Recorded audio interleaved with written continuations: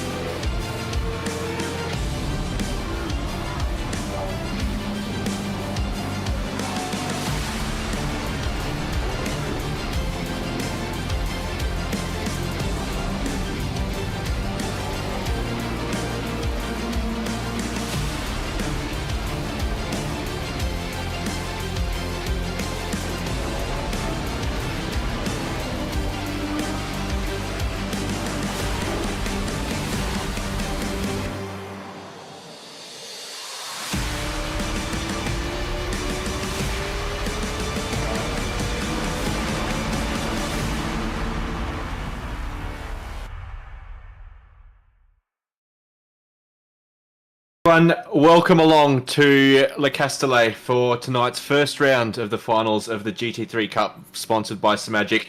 I am joined here by Charles Phillips. Welcome to you, my friend. Hello there. How you doing? I am very well, very well. Looking forward to seeing what our first round of races here with our Pro-Am split can do for us. Yeah, have you done much running around Paul Ricard recently? No. Yeah, it's we definitely had it through the sprint series just before, and we're just tipping into the last 10 minutes of qualifying for this round. We'll follow Stefan Berthold in his bright yellow. It's a Asics Porsche, I think, that he's got running there. That's an excellent livery. But yeah, I mean, so what's sort of your experience with the you've been watching this racing for a little bit, mate. Who are we looking out for here to put a marker down? I wouldn't know exactly, but I would expect Cook and maybe, I don't know, McNeil to do well. Yeah, absolutely. Both of those guys are pretty blinding fast in the knockout rounds coming up to here. Yep. Yes, it's you'll definitely be forgiven for thinking we're at the same part of the track. This track is known for being a little bit of a car park. All of it looks much the same with those blue lines, but we'll keep an eye on Cookie here in the McLaren, which is pretty fast over one lap, but sort of tends to lose a little bit over race pace. We'll see what sort of top speed he gets coming down the straight here. We're already up to 270 kilometers an hour, the longest straight in ACC.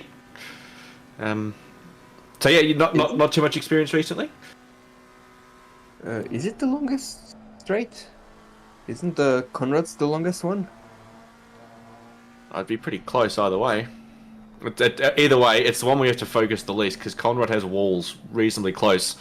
But we've got a lap down there from Sasha Death with a 1:53.8, so we're already going very, very quickly in that Ferrari. But yeah, I guess we're probably looking about sort of a 53.5, 53.4 for pole lap.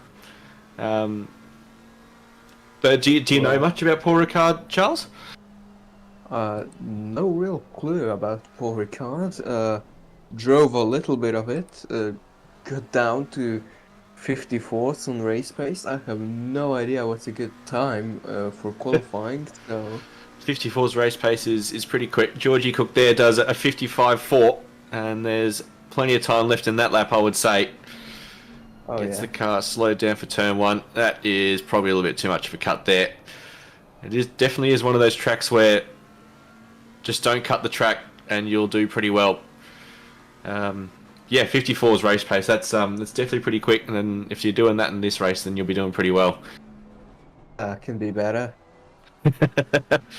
And going into P2 there, Chris Cooley in the very, very poorly bopped Aston, if you listen to him across the week. But yeah, we'll follow Cookie around for another lap. We'll see if he has indeed invalidated. I'm not sure if he has or not. But if he hasn't invalidated, he's definitely still got the foot down. It's pulling 6th gear now, and now it's just sit there and wait, twiddle your thumbs until you get to scene the corner at the end of the straight.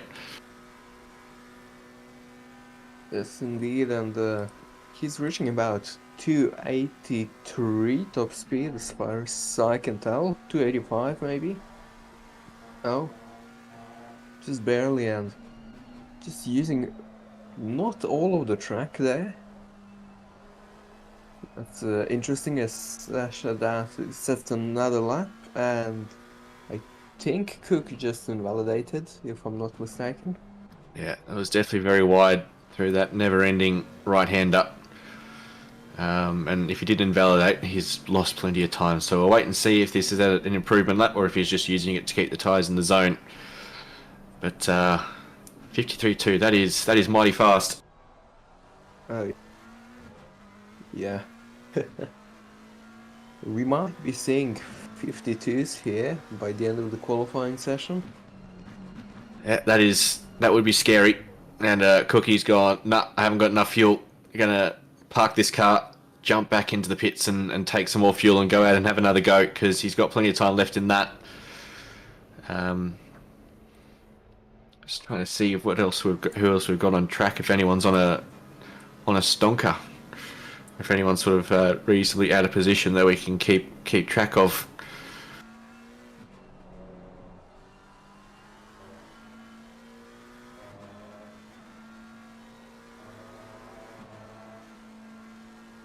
Many people improving so far. Right about 5 minutes left in qualifying, so should be all done soon. Yeah, we'll definitely have a result, and good to see a little bit more of a spread of cars through this field. It's not completely full of the obvious choices, the McLaren or Ferrari. There's a couple of other bits and pieces hanging around, which is nice to see. As I said before, Chris Cooley in the Aston, a couple of Porsches hanging around as well, which is always nice. So good to see a nice little range of cars, so we can sort of see what work we do in a livery. We're following Chris Cooley here, who's up just a tiny bit coming into the last part of the lap. Sends it in left into the second last corner.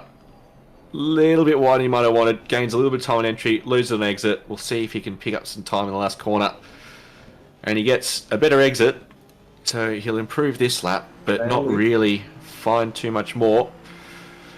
Hopefully he's got enough fuel to jump out there and do a bit more as Ricard parks it. Oh, follow Paulie here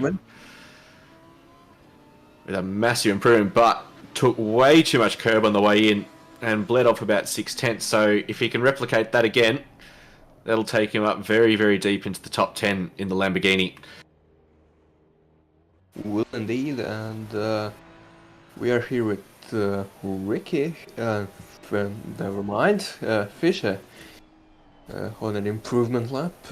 Just about 3/10 there. 7/10 there. Okay. Plenty of time in there. Only done a 56 up to this point. This will jump him up into 18th, just the one spot. I don't think there's nothing worse than finding 7/10 and only improving by one place. Oh yeah. We follow Chris Cooley. He's got 2/10 coming down Mistral, 280 k's an hour. We'll see how he takes scene. The first right-hander after that, which is a very, very high-speed corner.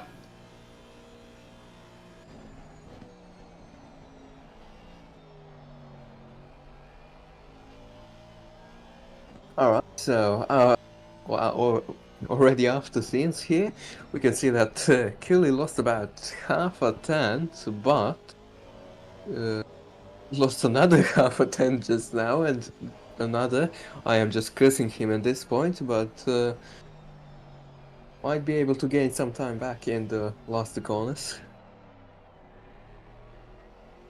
And he does exactly that, but loses it all on the exit. He's got enough time for another 2 laps, really. He just crossed the line with 155. We're doing 153s, so if you can hold it together, there's plenty of time in that last sector, as we just saw. So it's really Sasha Death up there with the 53.2 is just under 4/10 out in the lead. And looking pretty comfortable for pole position, still circulating as well to see if he can find a bit more time. But he's got Chris Cooley here and Ricard in the BMW, both within half a second. These three probably a step above the rest of the crowd based on those times, and looks like I think we'll be seeing what these three can do to challenge for pole. Benjamin Piper in the Audi has done a 53.9 and put the Q in the rack, so that'll be him done. It'll be up to Drainer and McNeil to see if they can find something else. Indeed, and already about 10.5 improvement from Cooley, so we might see a lap. A good lap, that is. Absolutely. Oh, just about invalidates on the exit there. That was as close as you can get. It didn't invalidate. It's still going. Did there. And now it invalidated. And does what the car deserves. We'll jump on board with Johnston here, who's got a lot of time coming up into the last real straight line, loses it on exit, and that McLaren does like to spin the rear tyres up a bit. We'll see if he can find a bit more time in these last two corners here. Keeps it pretty tucked in nice for the second last. Very smooth. Smooth is fast. He's going to gain about 3/10. That should put him up just about into the top 5. Puts him up to 7th. Nicely done. We have reached the end of qualifying, so Johnston puts the car in the pits in P7. Ramez Samuel in P9, also in the pits. We'll see if Paulie can keep it on track. He can just. See if he can find that sort of 2/10 he needs to jump himself up into the P10. Stefan Bachtold up to P9, exactly a second off the pole time. Yep, and Paulie not on a sunken lap, but she could improve. That's a lot of counter steer through the second last corner, though. You're not going to find time doing that. Oh yeah, that's just awful. We'll see if he comes across the line. Doesn't improve. He'll take P12. It's up to, Steve Lewis behind, who's less than a 10th. He's got to find. But everyone's in the pits, except for Steve. Doesn't improve. We've got one more car number 72, out on track. Austin McNeil, who's got a 10th and a half in hand. See if he can hold on to it through here. That's a lot of time he's finding. Oh yeah, holy, that's 3/10, 2.5 right about. This will throw him into the top 5 and puts him P5. Good shout there, Charles. Yep. So, and we've just lost the stream, so we'll be back with you guys in a minute.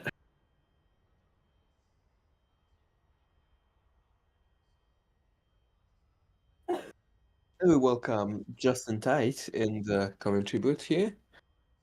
Howdy everyone, how are you guys going? Very well, mate. You've just joined us as quali finished. We got Sasha Death on pole with a 53.2. How do you feel about that as a Pro-Am time? Pretty spicy. It's not bad. There's I really don't know what to expect. These guys have just been so fast all the way down the field. All of the last 4 races we had from them, it was exciting as. So starting with the Pro-Am is a good way to ease us in, right? Absolutely. If they're doing 53.2s, we'll be seeing low 52s from the pros a bit later on. So I guess bit of a rundown for the race. We've got 60 minutes coming up, as you'll see with the 1 hour timer. 2 mandatory pit stops, both for tyres. So 3 short stints, sorry, all on fresh tyres. So no tyre issues that we had in sprints. So it'd be good to see these guys going absolutely hammer and tonk, not needing to protect tyres. So looking forward to seeing what these guys can do over the next hour and a little bit. Loving the change up of cars. Looks like quite a few people have swapped cars. Absolutely, and good to see 6 different cars in the top 6 as well. Oh yeah, and it's nice to have a diverse field here. It's not all McLarens or all Ferraris, like usually. Have to go back to the old everyone's assigned a car, and that's the way it is. Exactly. And that's a nice livery there from whoever that is in the 560. Yeah, there's some very creative liveries, and it's cool. We're almost getting a halfway through the season refresh of everyone's liveries. Absolutely. It's always good to see, our artists that we have here in OOR, being able to put some work on the board. Unfortunately, not many. There are no Bentleys in this group, which is, I agree with you, lovely. very damn shame. Oh, that's lovely that there isn't no Bentleys. Why would you want a moving chicane? That's the Nissan. Oh, I That's believe we'll see refrigerator. it.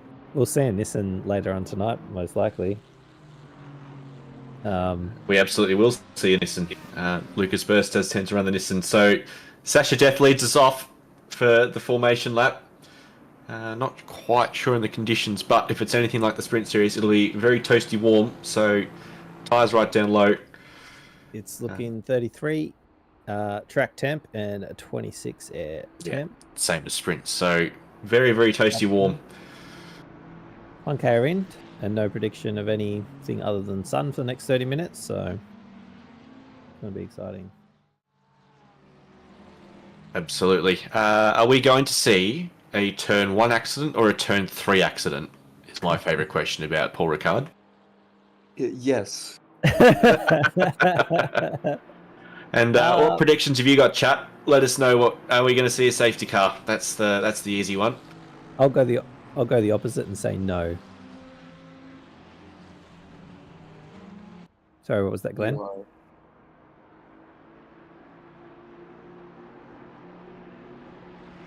Yeah, that's all good.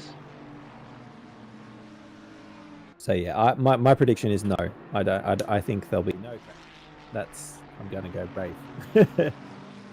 That is the brave prediction here. Yeah, it's hard because there's 2 chicanes in a row, right? Pretty much. Yes, exactly. And you've got to start out as wide as you can. So there's always an opportunity for someone to poke their nose in. Yep. And are you going to pick 1 or 3, or are you just going to go yes or no? Both. You're going to get both? Both. But no safety car. There'll be an incident, but no safety car at both chicanes. Yeah. That's probably the safe bet, I'd say. Yeah, because this track, it's got to be pretty rough to get a safety car sort of incident happening here. Someone has to go very. Yeah, you can go very cropper, I guess. Somewhere up the front, people actually end up in the middle of the track or something like that. But generally, drivers of this caliber tend to be able to steer themselves off the racing line. Yes, it's nice having room to just dive off the track if something is going very weirdly in front of you. Yeah. It's always nice to be able to do that, but here we are. 1 corner to go, and Sasha that is leading the way here. Ethan Cale saying $1 to win for Cooley, and he will tell you those odds are way inflated. But Justin, since you were late, you can lead us off at the start. Alrighty, let's go. So Death is going to take us away, and we've gone green. A little bit spread out, 3rd row back, but a really good jump from the inside lane. Although BMW like maybe missing a gear there or lifting off a little bit early. And everyone's shooting through. Oh, really close and a few touches in the middle of the field, but everyone gathers it up. That was... Oh, no. Never mind. But getting nails. Never mind. All right. I was wrong. A little bit of and we got the safety car, yes. I think we've got a safety. Yeah. Yeah, everyone's filing in. So we made it to turn 1, boys. Yeah, that was... turn 2 was the incident, to be fair. Yeah. I didn't spot the name, but that purple car got absolutely battered left and right. They did. And the BMW from P3 absolutely centered into turn 1. Only really just pulled it up before the edge of the track, and Chris Cooley had to kind of get out of it to let him through. So Ricard up into P2 from P3. Yeah, and Cooley has gotten past the BMW while we were looking at the chaos. Yeah, although they're readjusting their positions right now by the looks of it. Interesting. My guess, yeah, because it looked like Ricard was down in P5 according to the leaderboard, but he's not anymore. Yep, he's in P3. Okay, so he has, yep, there 1, 2, 3. There we go. Death, Cooley, and Ricard. Yeah, that was an interesting start. I assume we're probably going to go green after the first lap. Yeah, everyone's back on the back of the snake, so we're not waiting for anyone to catch back up. There's no need to do that. So we'll get going at the end of this lap, I would suggest. And Sasha Death will have to do turn 1 again. We'll grab a replay of the start here and see which McLaren it was that had a very unfortunate end to their race. Oh, I think he actually just sort of caused it himself, and then just pinched everyone and was sort of offline and had nowhere to go. That was very uncomfortable. Oh, it's 50-50 that second one. I think the first one was, if he had a spun there, that was their own fault. But the second one was a little bit more. Who is it? The 55, is it? Is that what we're saying? Yeah. I think that's Johnston in the McLaren there, who's come into that little grief. So, as I said, turns out from wide and sort of doesn't really think that there might be cars already there, and then has left himself very tight on the apex at turn 2. Sasha Death with an elite fastest lap of 3 minutes, 0.7. And I assume we'll be under racing now? Yes, we'll be zooming around. Good jump by Death at the front there. And it's very, very kind of spread. I think Death sort of caught them sleeping a little bit. That's some big gaps between cars here. I think that last corner is one of those ones where if you get it right, you can sort of catch the other car on the apex before they can really sort of accelerate properly. Oh. And we did have a little bit of a close battle there between Slade and Fisher. Slade really trying to have a bit of a look, but deciding it's all right. It's the first 5 minutes of the race. Let's not bin the car just yet. And holding on for this super long straight. It's already gone really defensive. Yeah. there's a big draft there. Look at the speed catching there of that Aston. But yes. Ferrari, despite sort of not being the most top speed friendly car across all the tracks here, is mighty rapid through that middle sector. So yeah, it'll be interesting to see if Chris can do much about him. He's definitely got the legs on him through the start of this third sector. Yeah, Curley's putting a lot of pace on here. Close that gap up that was opened up. A lot of pace, so might be able to do something into turn 1 or on the straight if he just holds on to it. Yeah, and we've actually had 2 cars pit as well. They're probably ones that were caught up in that damage. Didn't want to drive around a completely bent car. There was quite heavy contact. So we'll look for them. Would their pit stops count? Is that inside the pit window? Is it just 2 pit stops, or is it actually a specific time? No pit window. Oh, awesome. Okay, well, they've got one of their pit stops out of the way, so hopefully that won't hurt them too hard, although they'll have to carry their tyres a little bit further. One of them is Alex Tonkin, who's also in chat. Mighty impressive being able to jump in the chat here, as well as navigate Mistral. Notorious for being one of the hardest parts of the ACC community to drive. He seems to have disconnected, as far as I can tell. Possibly. Yes. Yeah, way too much damage to do. Unfortunate, mate. And yeah, look at this big, long snake of cars. Everyone just evenly spread, just a few tenths between about every gap. Though the leaders have pulled quite a bit of a margin. A couple of seconds already. Well, everyone else is around about a second to 5 tenths. Yeah, Ramirez Samuel, he started 10th, he's up to 8th, so he looks like he did pretty well out of that first lap incident. So he'll be looking to continue and make progress in his Ferrari, which looks clean and undamaged. But up front, Chris Cooley is less than a 10th behind Sasha Death. I reckon that battle's going to rage on for a very long time, and strategy might decide who's in front at the end of the race here, to be honest. Yeah, that's Sorry, That's as we highly saw. possible, Sasha. That's the fastest lap at 53.9. That is quick. Yeah, very quick for race pace. Just purely is all over the back of the Ferrari in front. Will not let down. We've got the Aperture Science livery living on a new car this time. Oh, I don't think that's it was real. in the. Yeah, Real's having a look now. Oh yeah, Big, just big sends it. dive. Oh, but oh wow, and lets him through. I'm surprised Billy didn't hold on for that a little bit more. And he's missed the apex of that cutback out of that very, very slow right-hander. So we'll see if Mike's got the legs down the straight line. He's definitely close enough to get that toe, and you'd have to say that Steve in front. Sorry, that's Mike there, and and Paulie behind. Mike does not have a toe to lean on. So Brendan's gonna tuck right in under his rear wing. That Lambo's fast. Poke out towards the inside, and we'll see. He's got the inside.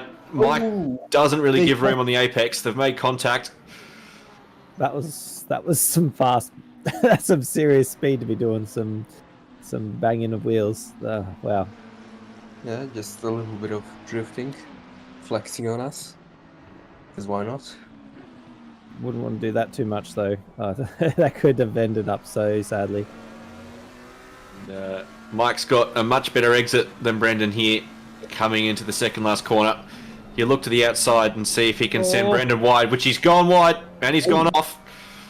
So Mike will take that position. We'll see where Brendan comes back out. We saw a 15-second penalty there for Alex Tonkin, but he has unfortunately called it quits with a bit too much damage to continue, so that penalty won't do too much. But Brendan Paulie just losing the rear on the entry into the second last corner.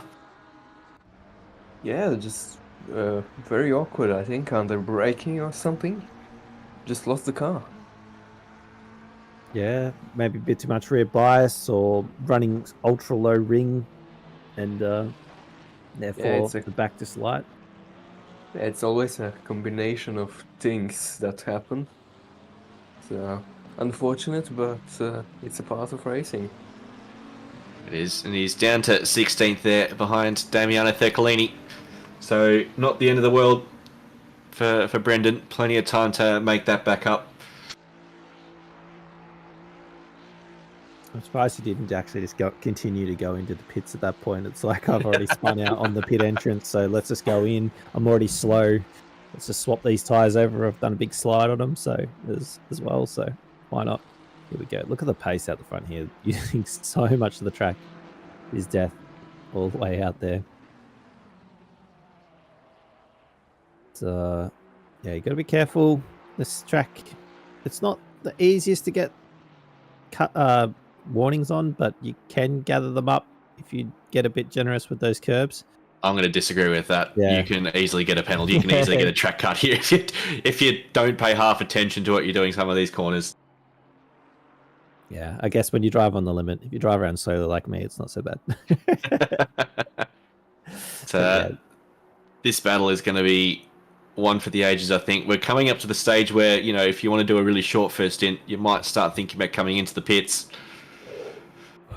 I've got a feeling these front two are going to try and hang it out as long as possible, though. Like if they pit a little bit earlier, they're going to end up behind other cars, I'd say. Or probably not at this point, but yeah, they would be catching the tail markers that are doing some slightly longer stints. And plus, we had a safety car first lap, so probably didn't burn their tyres or fuel as much as normal, even though you still use a reasonable amount. But safety cars do grind your tyres out, and Paul Ricard tends to grind your tyres anyway, just with the amount of high speed, high load. You know, your tyres can wear out very, very quickly. So, be interesting to sort of see what the undercut looks like, or the overcut even. You know, do you sort of just invert the strategy? Chris has got a really good run here on Sasha. Yeah, he's gonna poke his nose out to the outside and just hit a brick wall of air. And the Ferrari's going to say, nah, you don't. surely he lifted. That just stopped so quickly. He probably had 5 k's an hour on him, and then all of a sudden it just went to nothing. So I'd say he lifted slightly and said, "Nah, I don't have enough straight to get by," or he's just content with cruising behind. Could be trying to extend, get another half a lap out of fuel or something like that. Well, no real point in doing that, but sure. Yeah, I'm just trying to think. Does he want to try and make his stint go a little bit longer than what he's fueled up for? I mean, if I'm willing to bet for it, he probably did not want to be on the outside into that corner because, well, you're not making it stick around the outside. Yeah, it's pretty hairy out there. Really, yeah, exactly. I'm going to make an educated guess that given these lap times, they're not on much of a full tank, so we might see one or two of them come in. And Giuseppe Ricci comes up with a drive-through for causing a collision on that run. Running down there in 21st, so not going to make too much of an outcome, at least at the front here, but pretty significant little penalty there. Yeah. That's unfortunate, but put your head down, bum up, keep going. You still get points down there, which is always nice, and that can make a pretty decent difference. Sure can, and there's plenty more racing to go, so there can be other unfortunate. As I was about to say that, so there's a yellow flag. It looks like turn 5. I think that was car 58. We've got moving now. Yeah, I'm sure we'll catch a replay of that, but that did not look like a lot of fun where they were parked. That's a pretty hairy spot to have a spin in that far. It was either in between the fast right and left-hander. Surely there might have been a bit of help there. But, you'd have to think so. Someone sort of poking the nose and in a place where they couldn't really pull it up again. But Austin McNeil here in the Lambo is all over the back of Ricard like a very, very cheap suit. We'll see sort of what pace that. Another BMW is mighty in a straight line.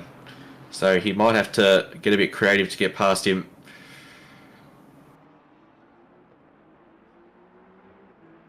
It's we're definitely at this track. You see the battle of who's got the fastest car. Oh, as Chris is just setting another fastest lap. That's faster than my quali lap from sprints. Go away, Chris. Stop that.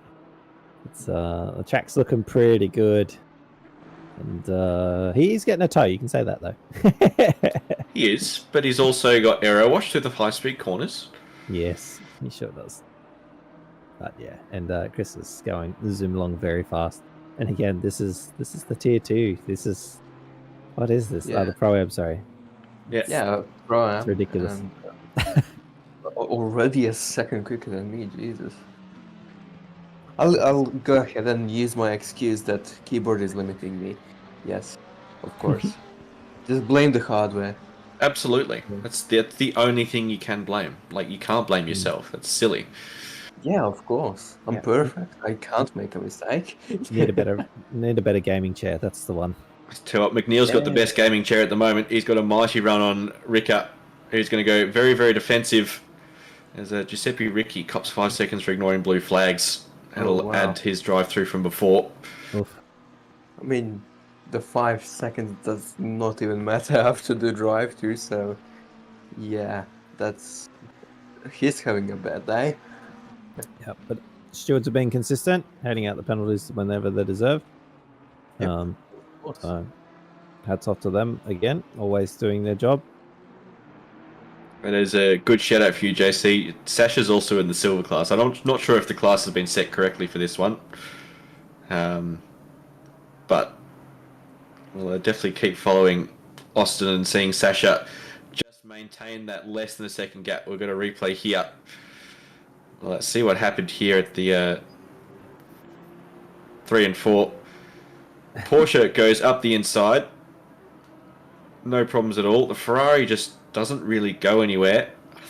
It's on the marbles. Oh, okay. Oh, engine is up. What? Controller failure? Yeah. Hardware disconnect or Something. And And left the then- game. Emergency. Oh. Dog's on fire.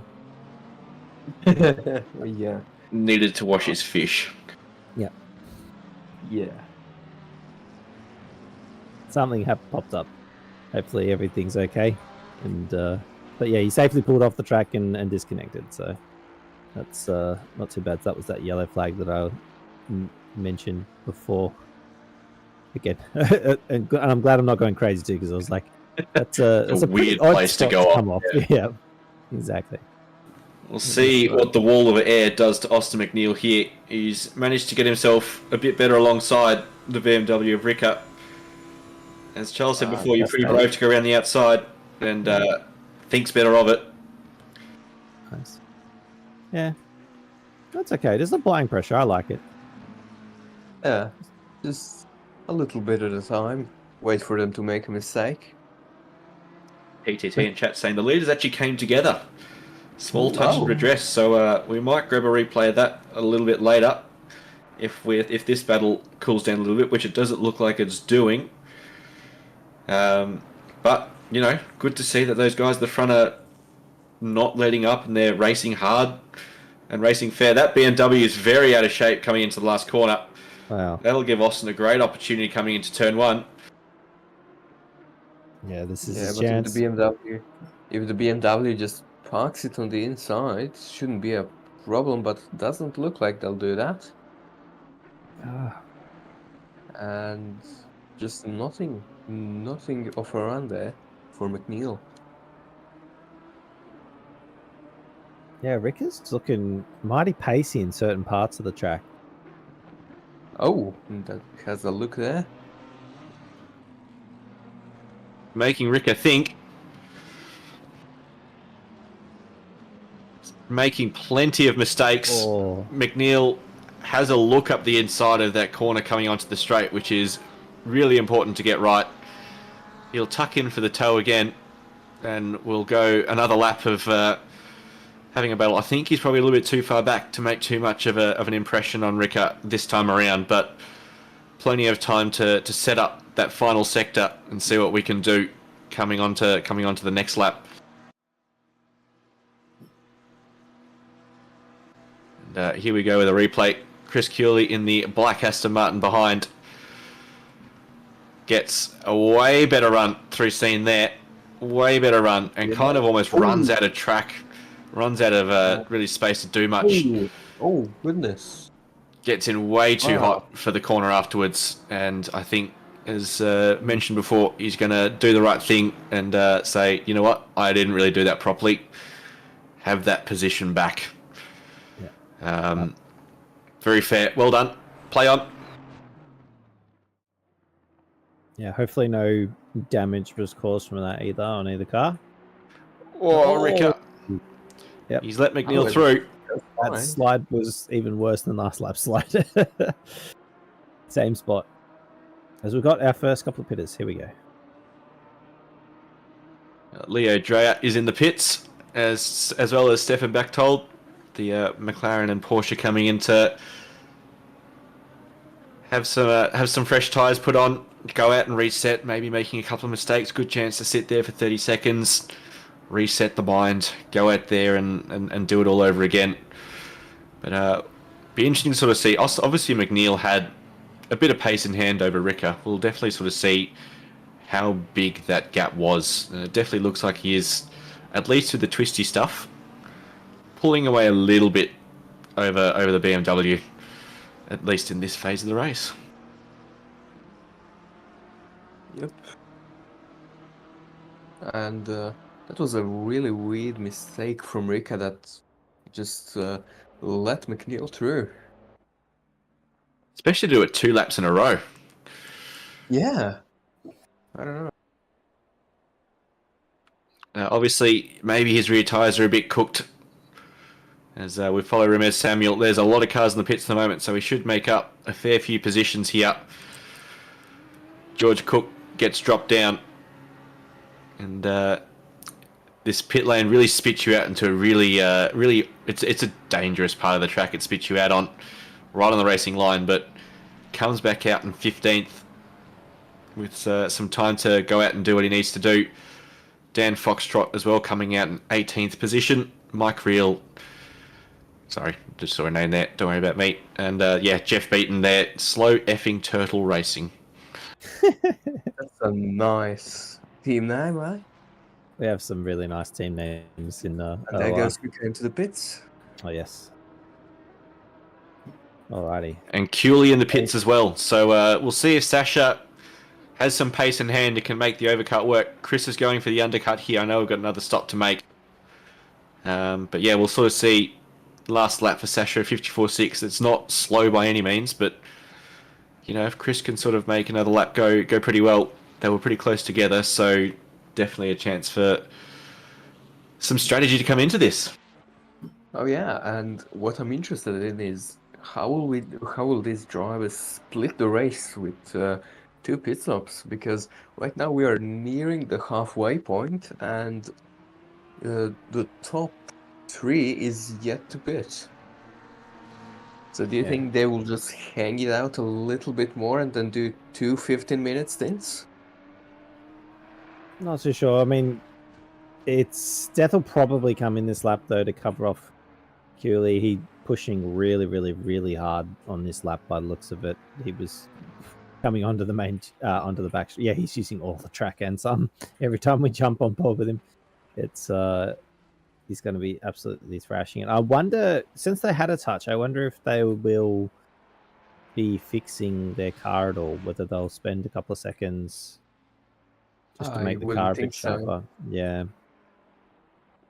Well, their lap times are fine. They're more than fine. So if there is damage, it's not significant. Yeah, because even if you have a little bit of damage, I don't think you would want to repair it because you're basically just betting on the other person not repairing it for you to gain anything. Yeah. My brain half thinks though, it's like, but if I have the good car, because there's another pit stop still, and that's when you can do the potential overtake. I mean, it depends on how much there is. You know, if there's like 7 seconds of damage or something, then probably it's up to the driver, I guess. It's hard to tell. And it's such a long straight here. Does damage, it makes you less efficient in the air, or is it just wreck your... That's the theory, and it really depends where the damage is, but it also has an effect on your fuel consumption. So if we were doing no stops, you'd be in a little bit of trouble, but I think if it's just... And judging by the touch there, it wasn't big. You know, I would be surprised if it was more than 5 seconds. So unless you accidentally repair it, I would not think about it and just drive the car as it is. Yeah, exactly. And, well, looks like they are driving the car as is, so... where is that? That is in the pits, just leaving now. And Cooley, I think, is just behind. Cooley's lost actually a little bit of time there, so maybe Sasha got the stop a little bit better, or Chris did indeed accidentally repair the damage, but Sasha's made up a little bit of time there over what was less than a second gap. It looks like a little bit more than that now. Yeah, Keely could have had a bit of a slow outlap as well. Oh, got moved in the pits, missed the box. That'll do it. That's super frustrating. Unfortunate.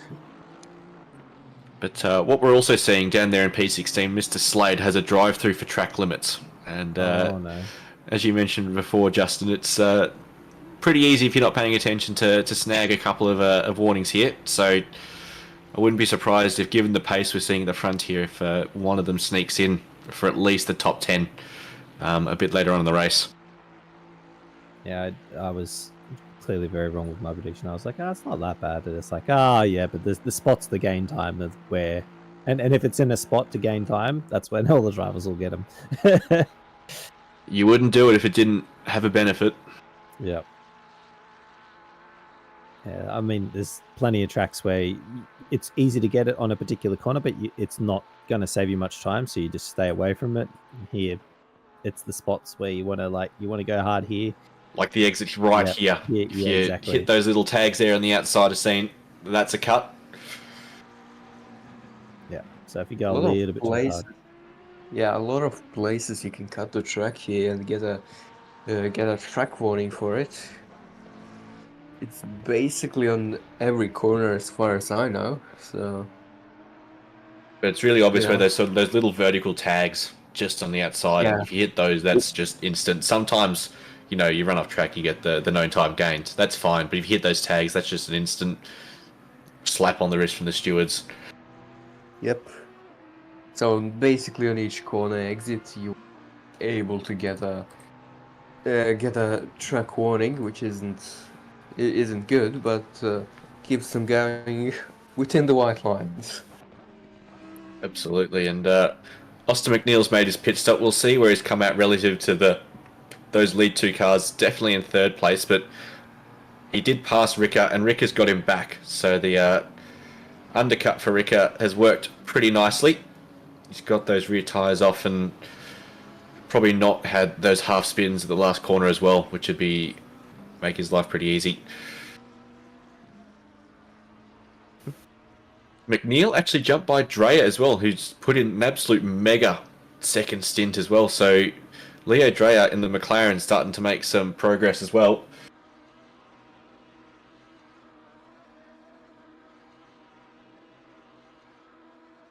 So that Lamborghini we're looking to make up that little bit of time. Maybe like Keeley just didn't quite nail the stop, or just didn't have a very good in-lap, but dropped down to P5, was running in P3, and strategy starting to rear its ugly head for some of these cars. Yeah, so we've got a 2-second gap between Keeley and Death. We'll monitor that and see just whether Keeley's got the pace. He still has the fastest lap of the race, so still doing 53s. Yeah, exactly. They're going real fast. So obviously the tyres were going away from them because they both were doing 54s at the end of the stint. Oh, and a new fastest lap, as we say. So, yeah, Keeley's going to be pulling in that gap. And that's a 53.5. Makes me feel slow, but sure. And this is the GT3 Cup. This is sponsored by Motorsport Australia. So these are the fastest people in the region. I don't think it's too insulting to feel slow against these guys. Yeah, that's fair. It's fair. I'll just go cry in the corner. Practice more. Don't cry. Practice. But yeah, Sasha Death, very comfortable. 2.1 seconds out front. Clean track in front of him. No blue flags to worry about. Can just put his head down and do some laps. As George Cook is still making progress up the grid. He's right on the tail of Matterford in the red McLaren there. So we'll have a bit of a battle down the straight here. And without much of a chance to get a tow because he has to pull out so early, we'll see how much winning each car's running. And by the looks of it, Matterford's running a little bit less.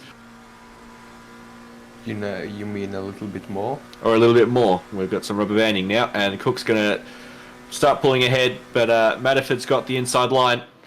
We'll see. Cook's at least got some front overlap. Matterford keeps it there.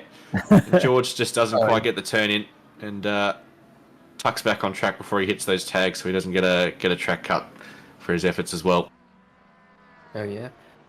I mean, doesn't get a turn in is an understatement. Just goes completely off the track. Yeah, that was when you're not on that black racing line. That is clearly a lot less grip. The marbles hurt at 250 k's an hour. Yeah. Yeah. Who would have He's guessed? got a big slide on there. Wow. Slide, yeah. And Brendan Pauly, after his spin a bit earlier, is coming to join this party as well. We're going to have a bit of a three-way battle here, just to keep things interesting for 11th place. Yeah, this battle is heating up, and Death's actually... Oh no, Keeley and Death are just sitting within a 10th in the lap times, so that won't be closing up probably until next pit stop or towards the end of the stint. But still on board with this battle. Looks trying really hard and actually lost quite a bit of time, and having the nose of Pearly just sticking up the inside. Yeah, just up the inside, wasn't alongside, so it's just to say hello, I'm there. I hope you make a mistake and I get a position. Yeah, just try and spook him off the line. You know, he's... And Cook, I think he's outside of the slipstream here. No, he should be in it. Yeah, Just we're a gaining little. time now. Just Oh a yeah, little. just barely. We'll see what the top speed here is. We're already at 280. Can we hit We are on 290? 35, Climbing. 86, 87, 8. Did I see 88 there? Yeah, I think I so. think you did. Oh wow, really drives it in hard there. I love watching drivers and their different approaches to corners as well. That was really quick. Cook looks really fast through there. Billy, 53. Oh, that that's is a warning. Yep, there's a big snap of oversteer over the bump. Now, yeah, Cooley pulling in 4.5 tenths that lap to the lead, but again, it's still a little bit away as Oh, there goes Metalford in the pit. Madiford going for a very long final stint. So, interesting strategy. You know, if he's confident he can hold cars behind down the straight, then not a bad way to sort of gain some time in the pit stop with some fresh tyres. But they didn't seem that slow. It was just more the battle. Maybe he was just trying to get out of the battle and sort of get himself in a zone where he didn't have to worry about a car in front and behind. Yeah, might just be the case, and well, yeah. Good thing he's not in a Ferrari. why is that? Otherwise, strategies would be interesting. You say that, but the Ferrari is actually very rapid down the straight here for some reason. He's referencing the pit stops, right? Oh, right, yeah. Yep. Yeah. I was like, I'm like, I think I know where it's going. Those no tires pit stops. They love doing. They've done multiple times this season already. Oh yeah. McNeil here is caught up onto the back of Dreyer, so he's definitely still got some speed in that Lamborghini with the blue, white, and orange livery. That actually looks pretty damn good, if I don't say so myself. It really does, yeah. Stylized the 72 very nicely. So again, you know, he pitted after everyone else, so maybe he'll do two really short stints now. 25 minutes isn't that long a stint, and he's tucked right into the tote of Leo Dreyer in front of him.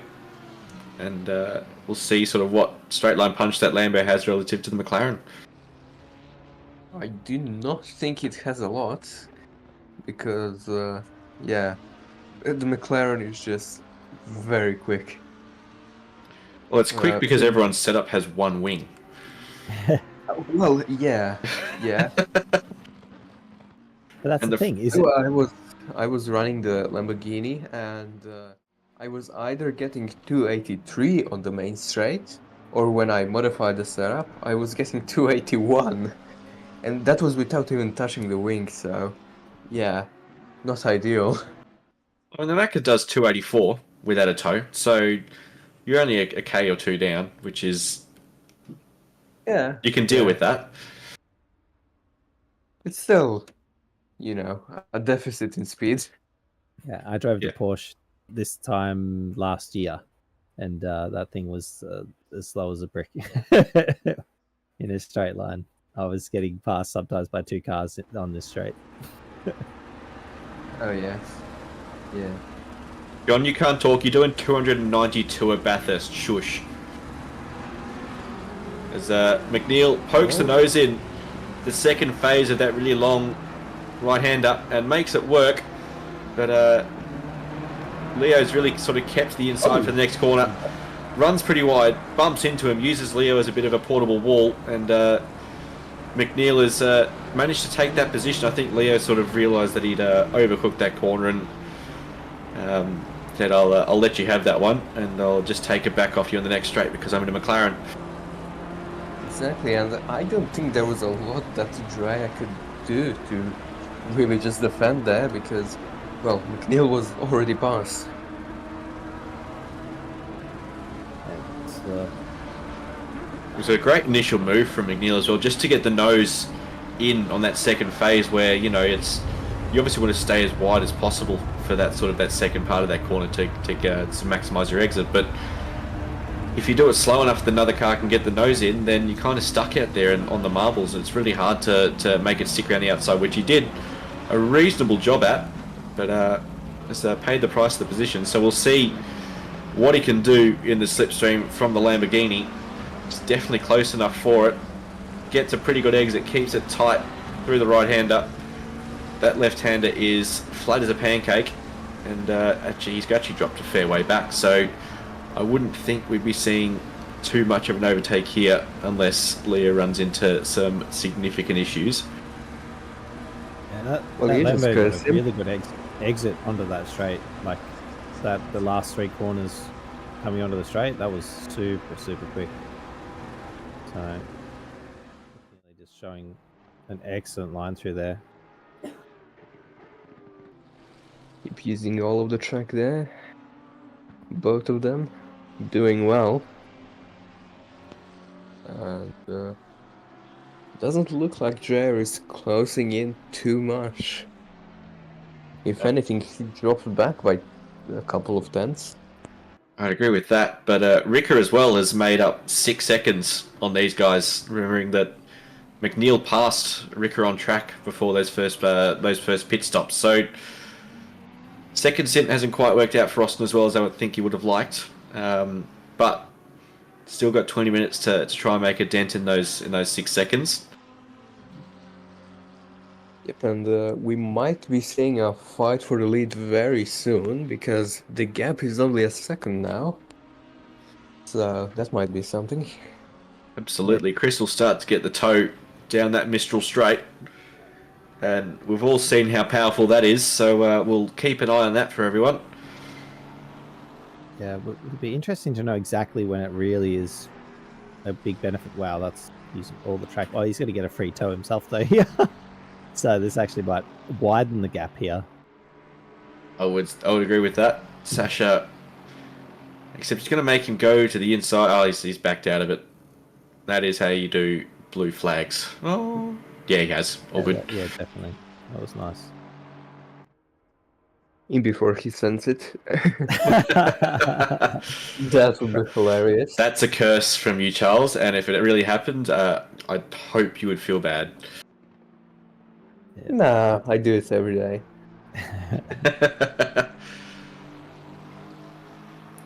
Yeah, Sasha's definitely in a little bit of a zone at the moment. Keely's obviously got a little bit of a pace advantage in the clean air as he managed to get through that blue flag traffic as well.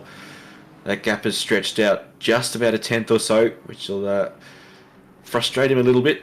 But 20 minutes to go, and I think we'll start to see these guys thinking about pitting again in the next couple of minutes to really take advantage of a new set of tyres. Yeah. Might be saying some pit stops with 10-15 minutes left in the race. Yeah, I don't think they'll go in this early. Yeah, it really just depends on how much fuel they've put in the car. I mean, that's probably will go one lap more if they've got very similar strats. But I think they'll both just go till they're pretty much out of fuel as well. Yeah, you're not limited by how long your stop takes in terms of taking fuel. It's that 30 seconds for the tyres, so you can do what you want. You got to take tyres so all the stops are roughly the same length.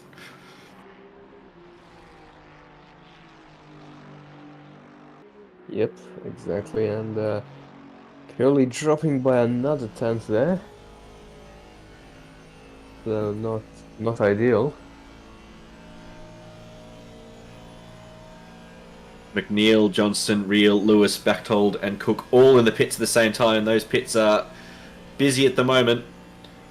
And we'll see how those guys all shuffle out at the end of the next lap. Keely goes very wide out of scene, just tucks it in to the track limit markers. He's definitely not taking it easy out there. He's pushing. He wants that first place. Well, if you're not first, you're last. Absolutely. That's Ricky Bobby, right? Or whatever it is. Pretty sure I heard it somewhere. Yeah, Ricky Bobby. Thought it was Albert Einstein. Talladega Nights. Oh, yeah. Was Nikola Tesla. Going another lap, and that gap at the front, Chris has brought it back down to 1.1, so he's gained 2/10 through that final sector. He's on slightly older tyres, remembering he pitted first. And so we'll see if he's just got that little bit of a pace advantage through the twistier bits now that that blue flag's out of the way. Leo Dreyer comes into the pits, so we'll see where he comes out relative to Austin. And that Ferrari just looks on rails through these twisty bits here. Sure does. I mean, both these guys have driven phenomenal races, so both of them sort of feel like they deserve to win this. They're super clean driving from both of them. Very, very pacey. If you're doing 53's race pace, then that's faster than most people can qualify. And I know they're short stints here, but that's still a mighty impressive effort at 25 degrees ambient. So Chris still maintaining that gap at about 1.1 seconds. Hasn't really made too much of an impact this lap so far. that was right on the limit of how much you can go through there. I'd say we've seen Chris diving in this lap. That when you go out that wide, it means that tyres are just struggling to hang on. I don't know, maybe he made a mistake somewhere on the turn-in, you know, maybe. It's a possibility. Either way, we're about to find out. Final corner, Sasha Death gets that Ferrari tucked in. That gap looks a little bit smaller. Sasha's coming into the pits first. Chris Cooley has followed him in. Why would you follow him in unless you've run out of fuel? Probably it's got to be last bit of fuel left. I'm certain that is it. So now it's a race of who can stop in the box better, who can get the engine stopped quicker, who can get the engine started quicker. We'll wait and sort of see. That gap was about a second last time we saw it. We'll see what it comes up to just as the pit exit happens.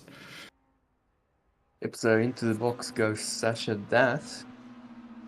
And that is McNeil there, running in P5. He's first of the people that have made their stops. We've got Ricard in the pits as well. So Damiano Thircolini, if he doesn't pit, will assume the lead of this race. Actually, no, I don't think he will, because I can see some cars moving in the pit lane. Yeah. We'll wait and sort of see. Oh, Chris Cooley has, they're side by side on the exit. Oh, look at this. That's tight. But Chris has got the inside for T1. And as we all know, that tends to give you the ascendancy. So wow. That is, Chris Cooley's managed to jump Sasha in the pits, stopped it perfectly, and he's made it work. So what can Sasha do to make that back up? Yeah, dangerous release from the Ferrari team there. But they sorted it out. I love it. That was really exciting. Agree, Mini. Now it's a race. Chris hasn't quite got the best exit out of that really tricky right-hander. And we'll see. He's got about a half-second gap. We'll see how much grunt that Ferrari's got in the toe. And yeah, this is Chris's chance to show the pace. Got the fastest lap. It's been behind the whole race, so his chance to show what he can do in clear air. Can Death close that gap up? That's looking really fast down the straight though, that Ferrari. Wow, they're both pushing on those cold tires, using the limits, make sure they don't hit those track limits. Last thing you want to do is get a drive through in this last stint. Yeah, that would be less than ideal. 30 seconds doesn't help much at this point. That'll drop you out of the top 10 at this point. Just about, yeah. and that is closing in the gap as it seems. Wow. But Cooley Yep. staying ahead so far. Yeah, I think that last stop, I think Death was faster on the outlap. I'd say I know the gap happened because Keely's car moved, but Oh, that's Really strong on the brakes. I was going to say, yeah, the Ferrari's really fired up the tyres here and looking a lot more racy in this first little bit. I think Chris is going to have a hard time defending this, but again, it's his time to shine. He's got the lead of the race. All the work's there for Death to do. We're coming on to... Cooley brakes there. That's interesting. Yeah, some people just sort of brush the brake to help the nose rotate, but Sasha's definitely got that tone out, so we'll see how Chris decides to defend this one. Logic states that you just stay hard right and let them take the outside line. But we'll see how much overlap speed this Ferrari's got. It's got plenty of speed in the toe, 286, 287, 288, 289, Wow. 290 k's an hour. Poked out to the outside and runs onto the marbles, and there's no grip out there. So Chris Cooley successfully defends the lead. We got 11 and a bit minutes to go. So he has to do it about, well, 5-6 more times. Yeah, that's a lot of pace. He wasn't that close coming onto that straight, but yeah, sort of pulled in like 4.5, 5 car lengths, I'd say. That was zooming by the end. So yeah, if he's within 2-3 car lengths coming onto that straight, it's all over. He just drives around the outside and has Ferrari's just stopping so much better than the Aston Martin. Chris is having to be really tentative on the entries, and Sasha's really having to adjust their driving style to compensate for that. I wonder if Chris is just sort of using it to try and spook Sasha into a mistake by braking a bit earlier and forcing them to think about how they're going to approach the corner that's not their usual line. Yeah, I think they're doing two completely different driving styles. Like Cooley's definitely taking it easy on the way and slowly rotating the car, and that's really driving at the apex really hard every corner.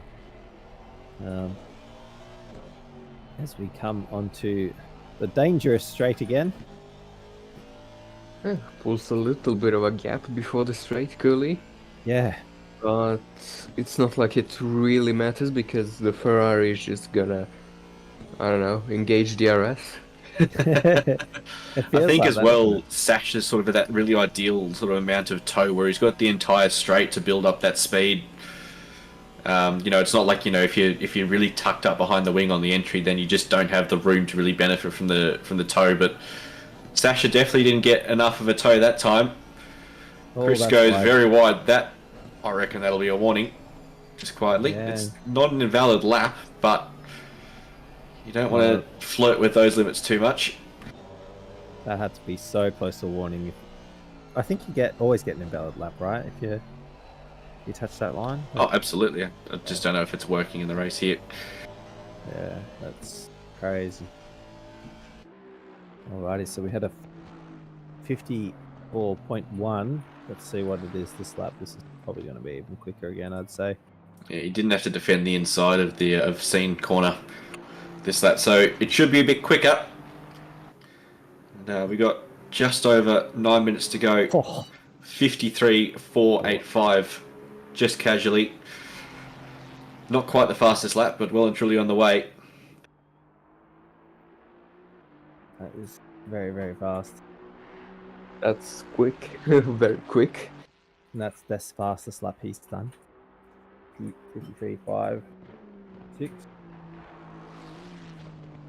Not quite, but these guys are leaving Ricard in the dust, who's having a bit of a lonely race at the moment. McNeil's another 6 and a bit seconds back. He's managed to put a bit of a gap on Leo Dreyer in 5th place with another 3 seconds. So this is easily the closest battle on track. So we'll keep following it. This is definitely going to be like 2 laps ago. Going to be closer towards the end of the straight, I think. I don't know. It's hard to Not tell. really. It's such a lack of band, like right at the end, because he's going to be right up there on him, but not quite this one. Chris has decided he doesn't need to defend it, and he's right. No need to. Sends that Aston in. Takes it back onto the track, wow. but far out. Very close, wow. And what is that delta on with Sasha that? I'm going to say that that is not correct. Yeah. Yeah, no way, it's correct. If he's on for a 53 flat, then I am going to hang up the mic and walk home, because that is a stonking lap in race trim, which means that Chris has actually gained a little bit, so he's on for a 52, but I think his delta's a little bit more accurate. Possibly his lap, his fastest delta lap was invalidated, I'd say. See how his last lap's not counting? Yeah, that'll do it. So he's technically invalidated the lap, so it's not counting as the fastest lap. The kill is just nailing within a tenth or so of his fastest laps over and over and over. So driving really well under pressure here. This is fantastic to see.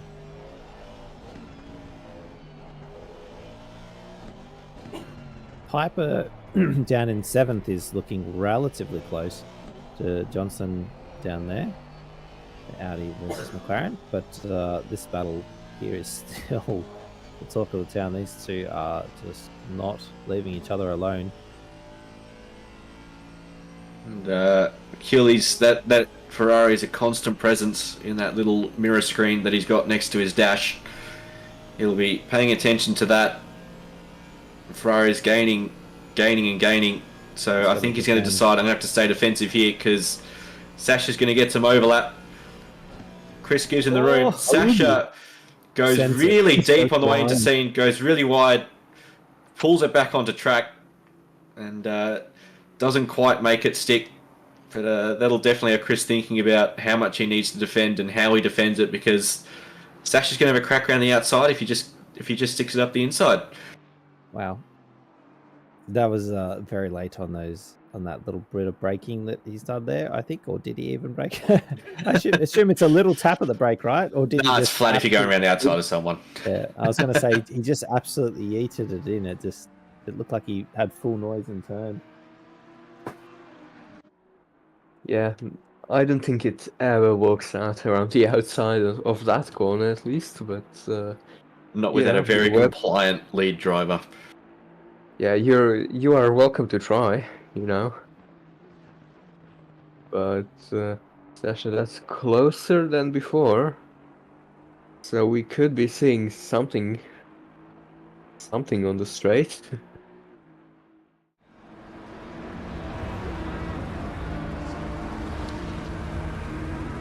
He's definitely much closer, but as I mentioned before, you actually don't want to be too close coming onto the straight, because you have to pull out so much earlier. You just lose the benefit of that toe, and then you're really relying on your pure horsepower to make the move stick.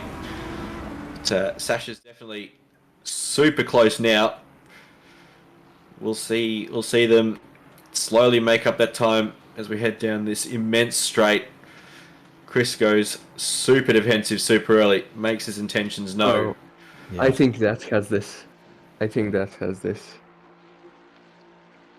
This one. Oh, that's close. Does he get it this time? Oh, there's side by side. He stays ahead though. Can Cooley stick it up the inside? Doesn't. No. Wow. Yep. Nice move. Wow, that is impressive. Wonderful driving from both of these guys. Chris to not put it in the side of Sasha through scene there, but also from Sasha to hold it around the outside there. This is elite driving from the both of these guys.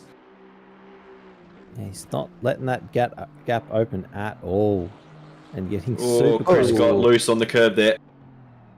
Yep. Hasn't cost him too much yet though, although he won't get the best exit out of here. Yeah, he's still within Sasha, so you know there is a chance with what, 2 laps? 2 laps to go. 3, okay. Yeah, can Chris keep it close enough to get the slipstream pass back. Oh, the car just not not happy good. there. Yeah, too much Not curb, good. I think. Jump on the curb, yeah. Rear Exactly. tyres just starting to scream enough, I think. Yeah. Although he's pushing hard. Like, don't give up yet. There's still probably 2 more full laps after this one, so three total. Yep, This- and well, he's within 5 tenths, so that's something. He has a bit of a slide But there. look too. at that! Look at Yeah. that gap. Ferrari just gets ridiculous drive out of that really long right-hand corner onto the straight. Yeah, Keeley had to really fight the car there. The back just stood out, and they just lost a good 3-4 k's an hour. The toe's kind of half keeping him in it, but yeah, no, in fact, it's not really. It's just sitting at 5 tenths. Oh, very hard through here. Completely yeah, wide. that's, Wow. Okay. Track Burns a warning. speed token. Yep. Well, it might as well use them. You know, like Yep. there's One more if lap you to have go. them, right? Yeah. This is, Yeah, so I was correct when I said 2 more laps to go. you reckon? Sure Oh, were. yeah, we're gonna get it. Yeah. Yeah. So 1 more after this. What time's they doing? 40. Yeah, that's right. 53, so Oh, 53s. 153. Okay. Yeah. I was Yeah, right. so this is the last lap now. last lap, and Fisher there down in 15th has got himself a drive-through for his efforts. That's unfortunate. Unfortunate, yeah, but it's racing, so you know, not to, it happens. It happens. This is the That's last better. roll of the dice from Chris. He's a lot That's much closer than he better. was last lap. Not Yeah, having the same pretty issues keeping the rear end in check. We'll see if he can keep it through 3, 4, 5, and 6. Keep it smooth. Oh, keep it very straight. Get a good close. exit. Using all the track, not touching the yellow bits. Very Within important. 5 tenths again, but Oh, that look wiggle. at the run that Ferrari just gets. Every time Just- Chris He's touches that closer right-hand this time. curve- Yeah, this is closer. It's 4 tenths instead of 5. Yeah, Just still feels a bit And- far because even Death had to use. oh yeah, he's closing. Ooh, it is closing. Yeah, closing the gap. Here it comes. Not quick Bit of enough. rubber banding, but that Aston's just hit a wall. It's got no more. Yeah. Stash has kept the lead here, and Oh, look at Curly. Look at that. that's, Using that's all wide. the track. Yeah. Can't make a guys. move, stick around there. Well, That's he's not got the okay. inside, He's going to go for the inside. Force him offline. Nice. Can he get up the inside? No, doesn't go to send the bomb. Good defense. See if he might can be a nail the switch exit back. out of here. And No switch back there. Sasha keeps it on the inside, very smart. And I think that might just be Stash it. is a little bit wide. Oh, Tucks it back down, closes the door on Chris. yeah. Keeps the lead for the last corner, and barring some kind of technical miracle, Sasha will take the first win of the Pro-Am finals. Chris Keeley Oh, and He's angry. gives the Keeley. Aston the respect he feels like it deserves after that. Clap, And, clap. That's a clap. That one. That was Yeah, good that's- racing. That was fantastic for a 1v1 duel. That's some of the best racing I've seen. Absolutely. Nah. Ricard comes home for third, McNeil for fourth. It's always good to see first and second dueling it out on track, and that was if that's what we got for the rest of the season, we're in for a good couple of races. Yeah, and this little battle's been raging on. I've been watching it on the leaderboard, but it's it's very tight, as you can tell. 4 cars, throw a blanket over them on this last lap. Piper did actually get ahead of Johnson, but that didn't play out. That obviously Johnson getting back, or they just let each other back. I wish I could have seen the end of that. That was fantastic racing by everyone in the top 10 there. Thought I saw Mike Reel up in 8th Oh, towards no. the end there. Damiano Thircolini takes a bit too much curb and loses the rear of that Porsche, but Fisher behind him as a DT, so no stress for his position. Comes home in 13th. And, Jai Fisher will be on the road 14th, but he won't keep that one. Ramez Samuel in 15th, who, again, I thought I saw him running about sort of 10th or 11th, so not the greatest last stint from those guys. But we're here with Dan Foxtrot in 17th place. The last car to finish circulating coming around the everlasting right-hander there. And while we wait for him to come across the line, Justin, take your driver of the day from that race, please. I mean, you got to give it to Death, I think. Like, Death just drove it really well. I mean, Killy just really tried super, super hard. In fact, he's already disconnected from the server, so his name's off the leaderboard. But, yeah, Killy, if he doesn't stuff up his first pit stop, I think he wins. Because he had to gain back that 2 and a bit seconds. He was the fastest man on track chasing down, but just couldn't hold the advantage. That Ferrari was just a bit too pokey in a straight line. And Charles, just before we do that, we'll go through the results there. So Sasha Death, P1, Chris Keeley, fastest lap in P2 as they qualified, Max Ricker in P3, and Austin McNeil P4, Leo Dreyer P5. We won't worry about the silver class because the classes aren't corrected this one. But Charles, your driver of the day from that race, please. Well, this is gonna be spicy, but Chris Cooley. Fair enough. We got a 1v1, and you're going to give me the casting vote, I think. But I'm going to give it to McNeil because he, with a couple of cars around, drove a pretty good race, I reckon. Didn't quite have the pace of the front guys, but kept his nose clean and made a couple of moves on track. So we'll give 3 different drivers of the day. Yep, that is fair enough then. But I think the drivers of the day are all of them on the grid. Yeah. Let's be fair. Everyone that finished the race. Participation award. Yep. Yes, exactly. All right. Awesome, guys.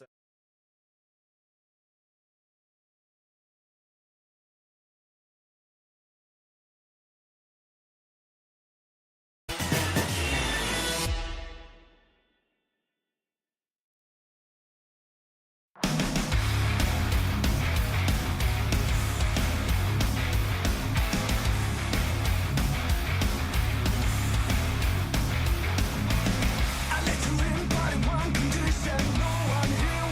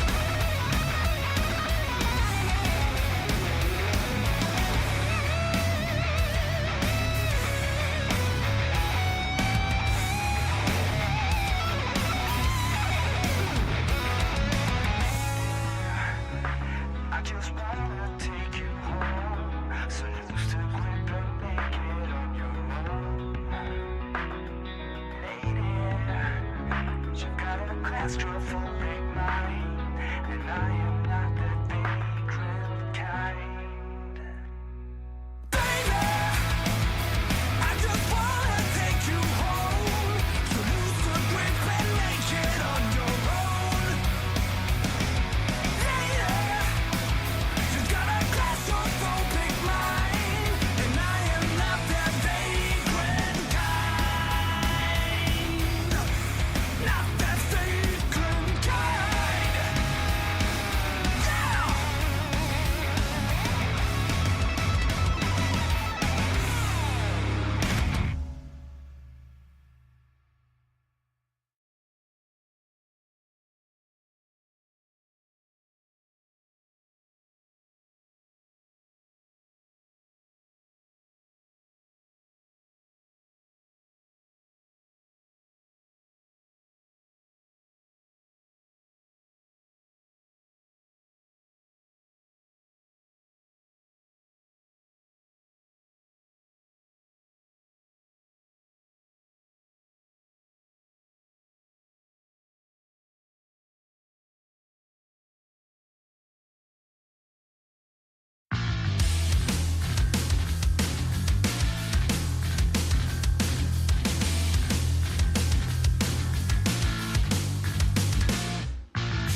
This is the final call of desperation. Before you lose it all to the dark side, you gotta sacrifice yourself forever. 'Cause in the battlefield, there's no mercy. Blood in the sky, burning tides, wall of eyes. Paralyzed, devil rise in disguise. Can you feel the ground quaking? The cracks of hell beneath your feet. There's no God, you are forsaken. In this nightmare of defeat.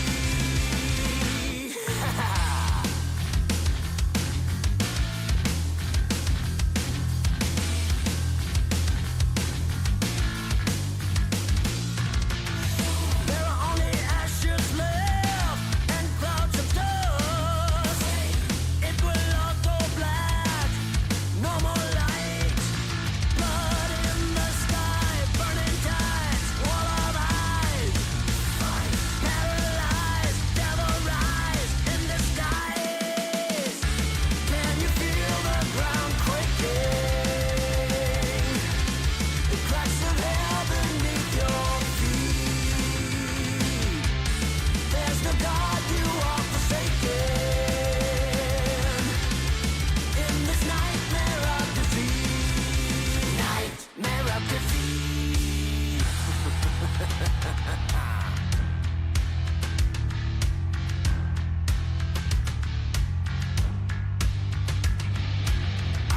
I am the hate in you, the beast inside.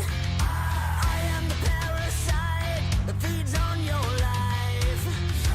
You are the chosen one, living a lie. You are the enemy, now you must die. Blood in the sky, burning tides, wall of eyes. Paralyzed, devil rise in disguise. Can you feel the ground quaking? The cracks of hell beneath your feet. There's no God, you are forsaken. In this nightmare of defeat. Nightmare of defeat.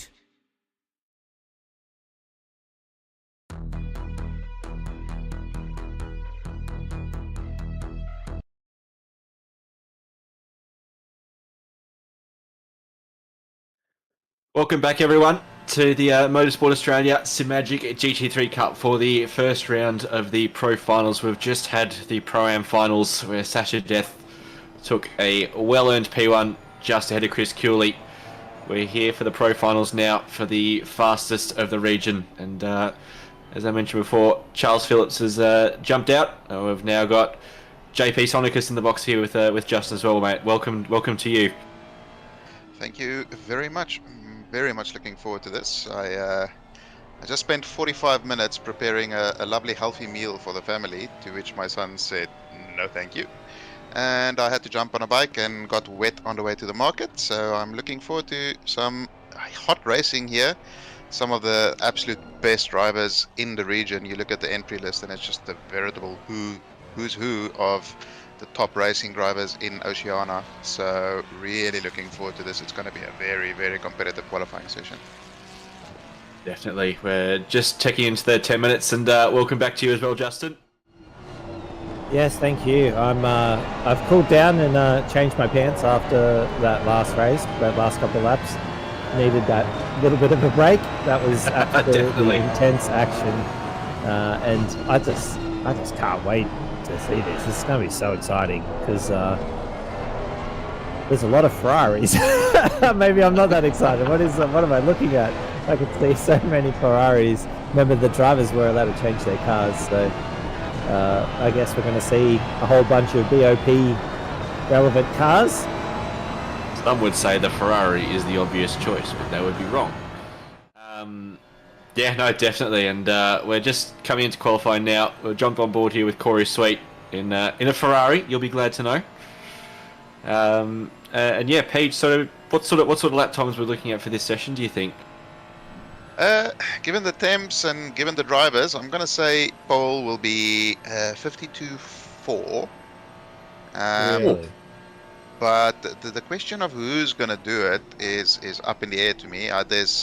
We were discussing it off air. There's probably about 12 or so drivers, maybe a little bit more, that can dive into the 52s here.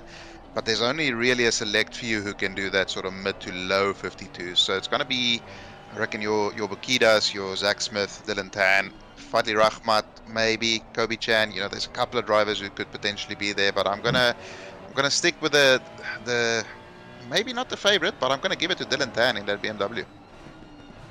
Yeah, Dylan changed from the Mercedes. So what about you, Justin? You got a pick for pole and a lap time? I'm gonna go for Pip. Pip's my girl. She's I've met her a number of times in real life, and very, very pacey driver, really lovely human being as well. So I just got to sort of stick with her for now. But yeah, she had some pretty bad luck at the start of the pre-season. I'll call it now.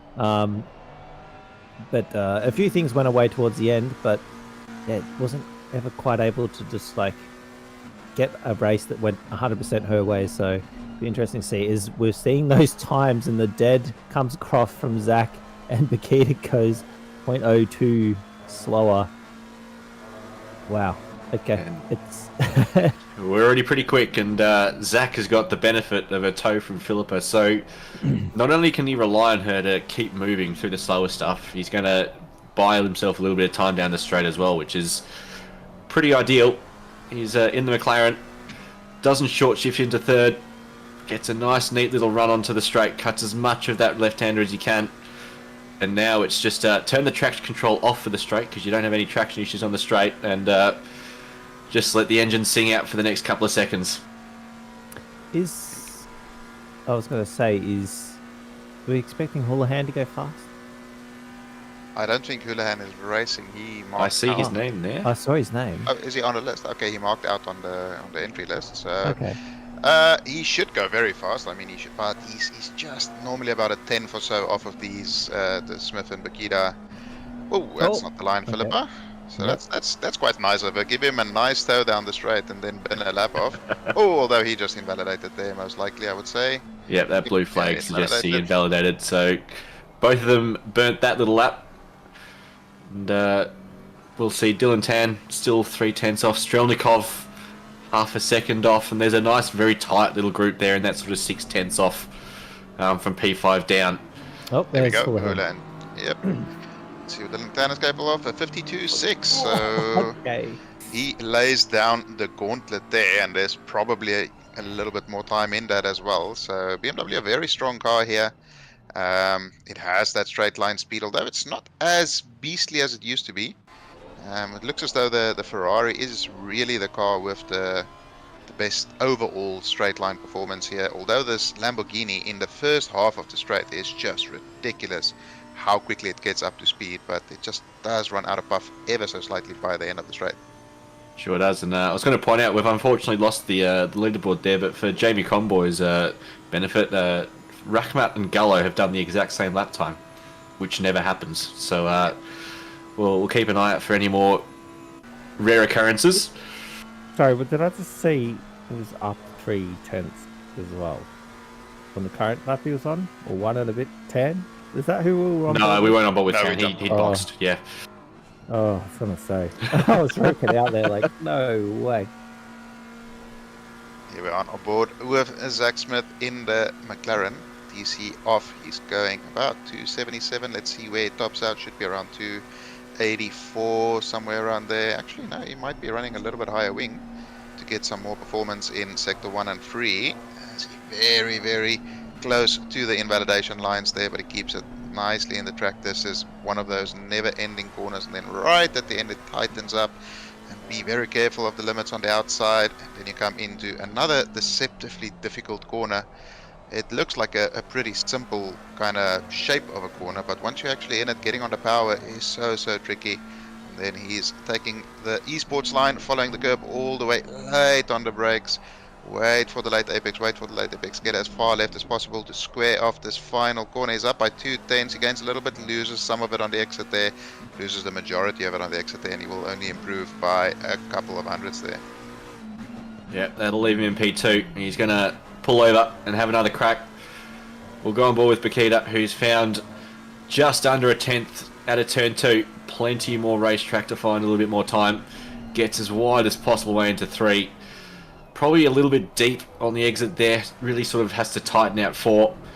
And then through 5, this really slow, just constant right-hander just keeps widening out, losing time. Short shifts into 3rd. Losing a little bit of time onto the straight. Turns the traction control off. And now just time your shifts. It's all you need to do for the next 20 odd seconds. Just keep it going. That turn 5 is such a frustrating corner when you, as you can see here, Delta just slowly but surely the hundreds drip away because you just get the exit not quite exactly right, and you just look at your Delta all the way down the straight. Get down. Now let's see how fast she can go through scenes. 235 kilometers per hour minimum speed, which is pretty freaking speedy. And then can she get it nice and tidy all the way around here, gaining time. Let's see if she can keep gaining that on the exit. No, not really. Balances back out again. Final couple of corners to try and improve. She does have to find quite a lot of time to start matching Dylan Tan's time though. Absolutely, and she's not going to have enough time to box and then go to another lap. She's going to have to execute on the next lap, realistically. She should have enough time for 2 more laps, fortunately, so she might get it just the timing just right. Gaining plenty of time on the exit here. Yeah. Still not enough though, only what, 0.26 as he crosses the line, still almost 2/10 off of Dylan Tan, so that really puts into perspective just how good a lap that was. And he is up with almost 2/10 now, so a couple more corners to navigate, and he's in the ballpark of the prediction. So let's see if he can get these final couple of corners right. Rashmat's actually gone and put himself in the middle of all these battling McLarens. That In a Lamborghini. Yeah. We'll see if Dylan can maintain that 2/10 he's had. He's lost a little bit of time on the exit of the last corner. He'll still improve and make that a 52.5, so we're inching closer to your prediction there, Paige. And so we'll wait and sort of see Zach Smith, Rachmat, Philippa Bakita, do they have it in them to find that other sort of third of a second or half a second they need to. Philippa's certainly giving it a shot. And yeah, so this is going to be tight because there's definitely some time in that last sector from Philippa, as we saw on the last lap. That was pretty spiteful of Dylan Tan there. All he needed to do was just get that final corner right and he would have got the prediction right. But anyway, Philippa Bakita here. Oh, she gains a lot coming into the long right-hander here. She does have a little bit of traffic up ahead and won't be affecting her at the moment. Can she get this exit? That's a better exit than on the previous lap, but not by much. And then again into Bendo. Can she get it? Exit. Nice little slide on the power there, and she gains a little bit of time. Almost 2 tenths up. She needs to find 3.3 tenths. Can she get it in these final couple of corners? She gains again. Now she just needs to absolutely nail the exit of the final corner. Avoids the curb. Gets on the exit curb, but that is not quite enough. She is going to consolidate P2, and she has one more lap to go for it again. We'll see if she has the fuel. Dylan Tan's put the Q in the rack. So we're really waiting here for Zach Smith. What sort of time can he produce? We know he's usually roughly not quite, maybe half a tenth behind those two guys usually. So we'll see if he's got it in him to find another couple of tenths. But definitely Tan and Bakita in a little bit of a class of their own at the moment. Sort of has been the case for quite a while in this region. They are two absolutely phenomenal drivers. I'm not taking anything away from the drivers like Zach Smith as he comes around the final corner. Gains a better time on the exit in there, but will he get it on the exit? No, he loses most of it on the exit. Improves, but not quite enough. But it will consolidate the position against Rahmat. So Rahmat needs to find a little bit more time on his final lap. Will he be able to? Currently, he is not able to, and he only has 2 more corners to go. And should he be able to gain some time here? Such a tricky final sector. Shady Samuel ahead of him dives up into the pit lane, so does Fadli Rahmat. And Philip has put the Q in the rack as well. So Shady, Hobbs, we're waiting here on Houlihan, who's currently on a valid lap and exactly the same as his last lap. Still a great performance there by Shady Samuel as well to put it into P5 as well. Definitely. And we're following Mitch Hobbs here, who's got about a tenth and a half, which will jump him above Houlihan at this point, and Sang as well. Maybe even Shady if he can keep that time. Losing a little bit coming into this second last corner here, so we'll see if he's got some time to find.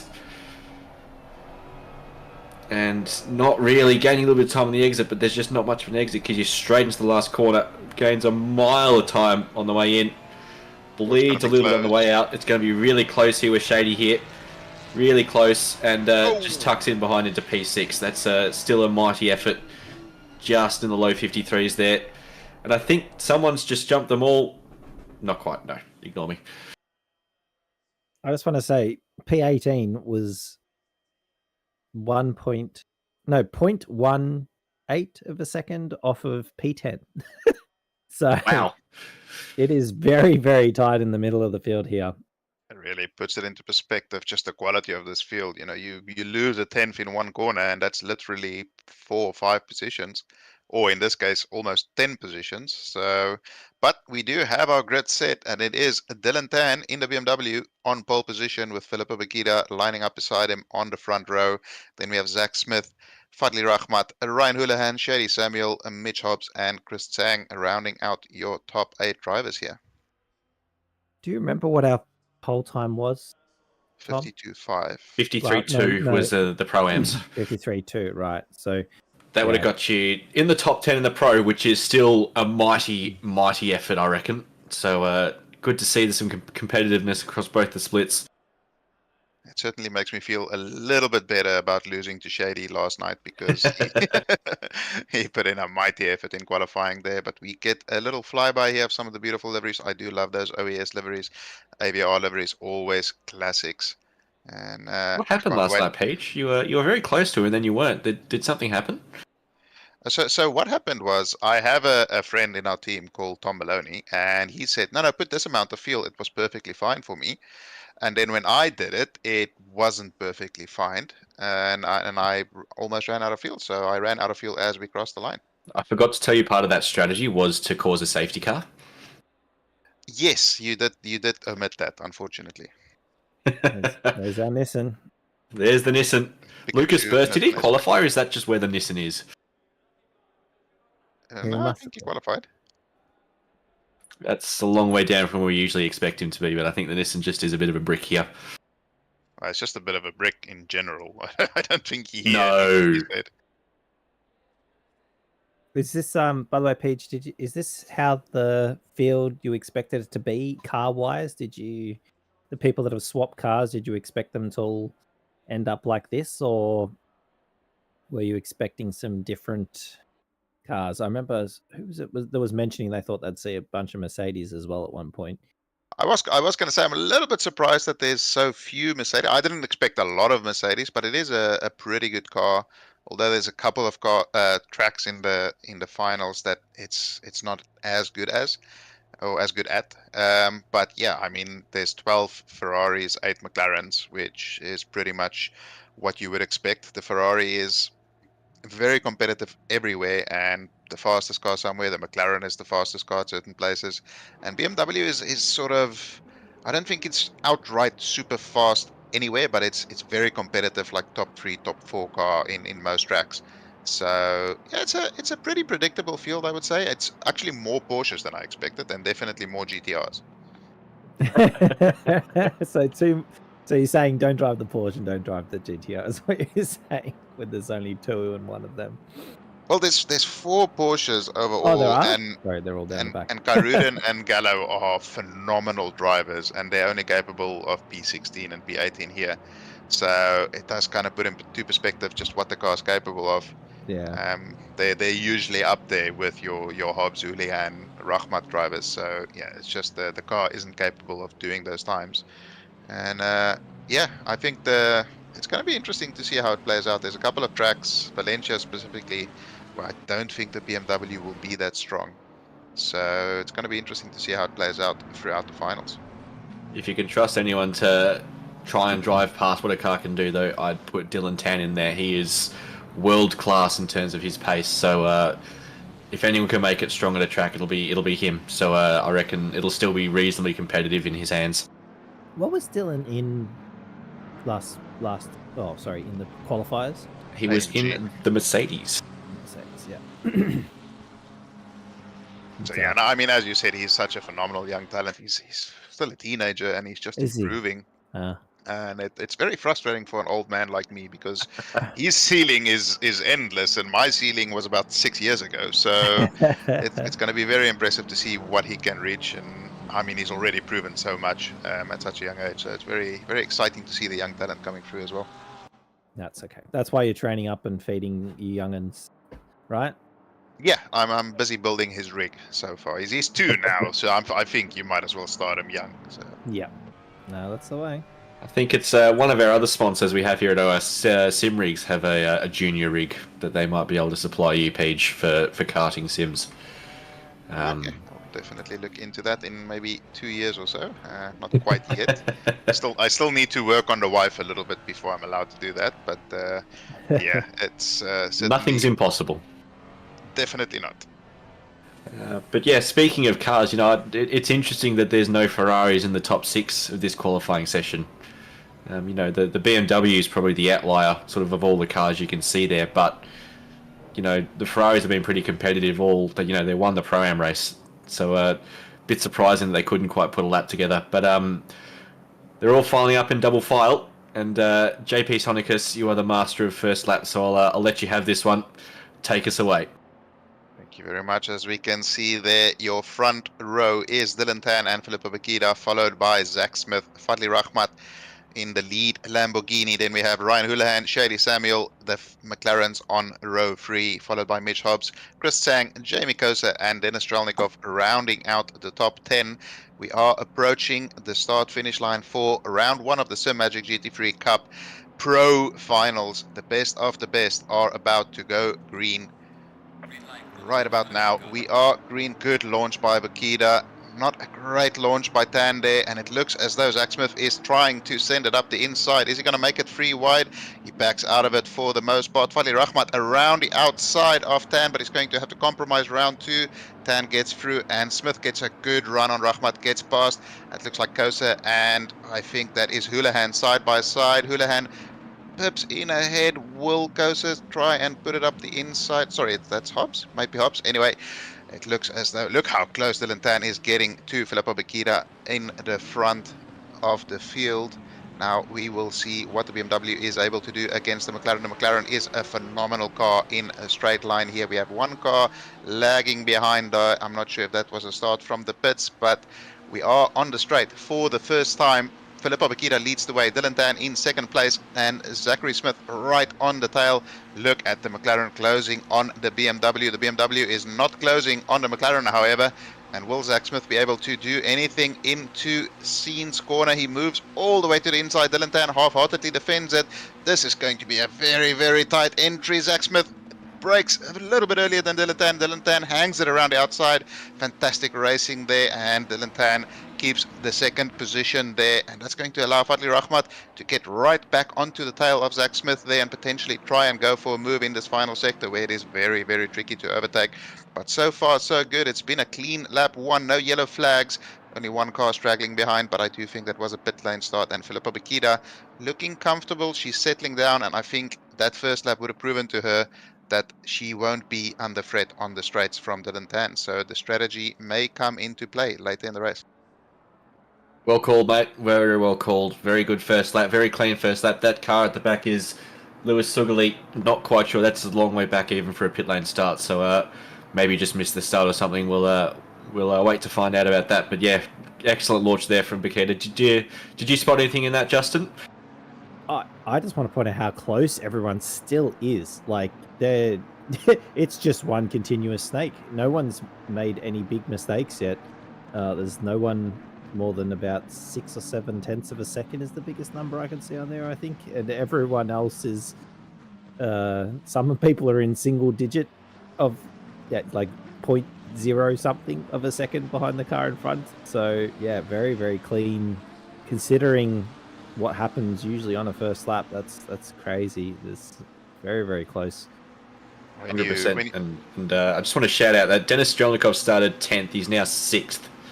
He's had an absolutely brilliant launch, and we might wait to see if we can grab a replay of sort of how he maybe just sort of managed to find a really good gap in sort of the bunching up at turn 1. Zach Smith with a excellent toe on Dylan Tan there, runs out of road, and but yeah, sorry, PJ, I cut you off before.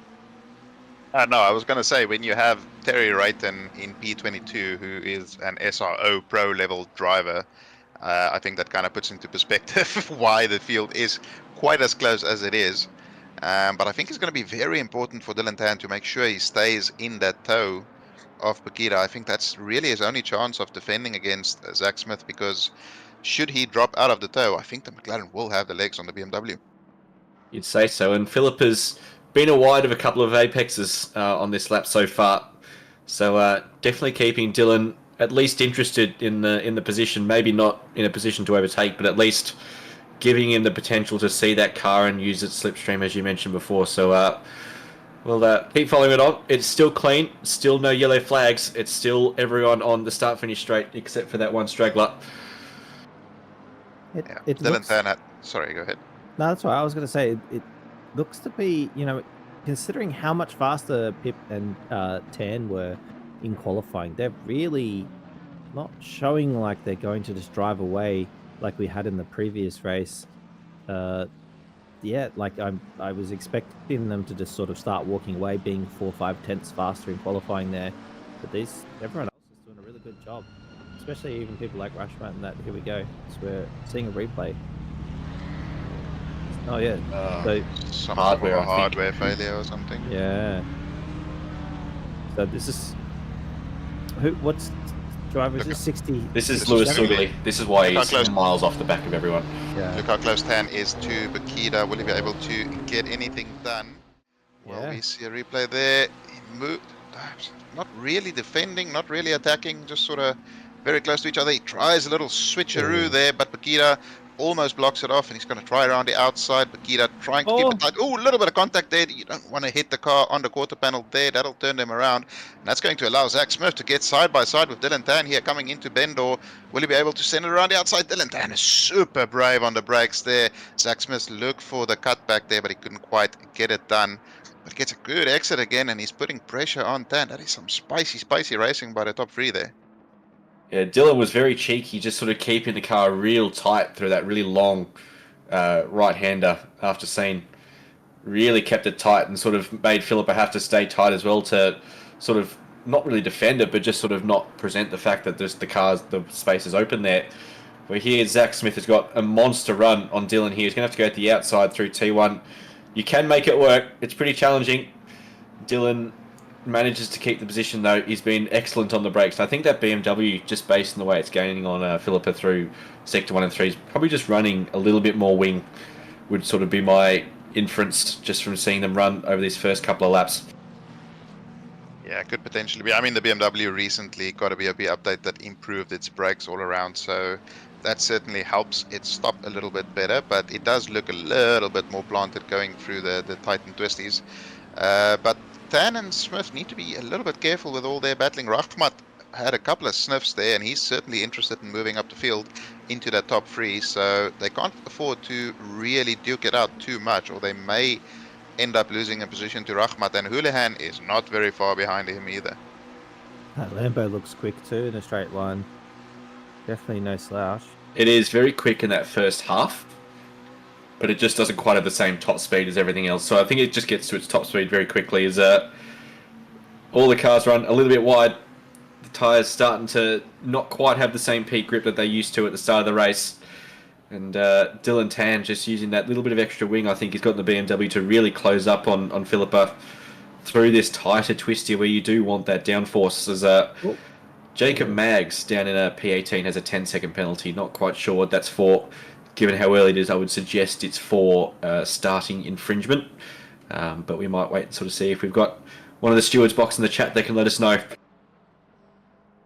Tan closes up so much in that final sector. Bakita really not making big mistakes, but just, as you said earlier, missing an apex here or there, and that's allowing Tan to close back up. But he just doesn't have the puff down the straight, I think, to get past her. So you may need to get a little bit creative here, either with some kind of a weird magic juju overtake on track, or potentially get the pit stops into play. For those not aware, we do have 2 mandatory pit stops where the drivers have to change tires. He's so close to the back of her, and he's in prime sort of undercut territory, which can work here quite well if you get your pit stop just right. But let's see, he is as close as you pretty much can be. Can he get a good run onto the straight, and what will the BMW be able to do with the McLaren down the straight? Yeah, I noticed through this section last time, those last 3 corners we've just been through, the BMW seemed really, really quick at just coming onto the straight. But, I mean, the power of the McLaren's just pulling it away and the slipperiness of it. But, man, does it look really good. And it seems to be able to sit much closer to Pip than, say, Zach Smith to the back of Tan. It's quick. And he's trying the outside line here. Getting run out to dry, but and running wide on the marbles. Pip's really driving in her rear mirror. I'm noticing she really, really sees which way he's going and then pops the car right in the right position. So he thinks he can half pop his nose, but he can't quite fit. You see how there's just half a car gap there, not a full car gap. So this might get really aggressive, or we might see him try and wait off for the pit stops. But every time he catches right up to the back of Pip. He's had a send there. That's a big send. Okay, that's certainly an attempt at an overtake. Let's see if he allows her to retake the position. They are side by side coming down. He can't really afford to let her go, because Zach Smith is right there to take advantage of it. And he kind of settles back in. But just look how close this top 5, top 6 is. It's insane. You can throw a very, very small blanket over them and they'll all be covered. And he is still all over the back of her. She has to go defensive into the second chicane here. Ooh, cuts the nose off a little bit there into the braking. That may be a cut for Bakita there. That may also be a cut. The guys are playing fast and loose with these potential track warnings here. But just look how close he can get to her. And as we saw on the previous lap, he just doesn't have the straight line speed. And look how close Zach Smith is this time around. I think Dylan Tan may well be in trouble this time. Yeah, Zach's very close here. Zach's super close, and he might actually follow Dylan through on Philippa, because, they're all, half a second. He's going to get a double toe here, and he's already in 6th gear. We'll see if he cracks 290. We're already at 280. Wow. Yeah. Easy 290. There we go. We're going to go 3 wide. Oh, I know. He's going to back up first. Go underneath. Dylan hangs it around the outside. Oh my goodness. Oh, she just keeps the nose there. Oh, a little bit of a bump there. That's going to allow Zach Smith through on Dylan Tan there. Will he be able to hang around the outside? No, he eats a warning most likely for that and loses position. That was a little bit rude by Philippa there. Just a Yeah. slight little bump, but Oh, a Zach. big old moment there for Zach Smith. Good racing, I like it anyway. It's not nice, but it's there. It's kind of leaning on the edge of the rules. Lots of grey, although she did get bumped off the track herself. There's a bit of a concertina right at the back there. Oh dear. But I nine think. bit Oh, I bump. like this by Houlihan. I like this pitting and just going. You know what? These guys are fighting. Let's just get some clean air. We're doing 55 flats. We're not going very quickly at all. If you can get into some clear air and do something a little bit faster, then you're going to do pretty well out of this, I reckon. So Philippa's got more of a gap behind her than she's had for the past couple of laps now. So she might be breathing a little bit of a sigh of relief having a similar car behind her rather than something different. She'll let Zach Smith deal with the BMW. She goes very deep into turn 4 again. She's really struggling to either wake those tyres up or not quite sure what's going on, but she just hasn't quite got the same confidence in that car that we saw in qualifying and we normally expect from her. There's an incident with Mitch Hobbs there at turn 5. Saw a yellow flag there, car 97. That is Hobbsy. He was in a very tight group there with, I think it was Kobe Chan and a couple other drivers. So hopefully we can maybe see what happened there, but he certainly would have lost out to quite a few positions there. Definitely, and you can see that Dylan is not right up under the rear wing now. He just hasn't quite got the same straight line speed of those McLarens, but we'll see if he is running that extra wing to make the time up in this last sector. He can definitely take a much tighter line through this really long right-hander. Oh! Gets into the side of Zach Smith using that extra speed and loses the spot to Rahmat as well. Zach Smith keeps going on. Wasn't really affected by that touch, which is pretty surprising. Usually that's insta-death, but yeah, Dylan's sort of probably starting to fight a little bit harder. He's starting to lose some positions. Probably worth a pit stop now just to settle the brain and get back going.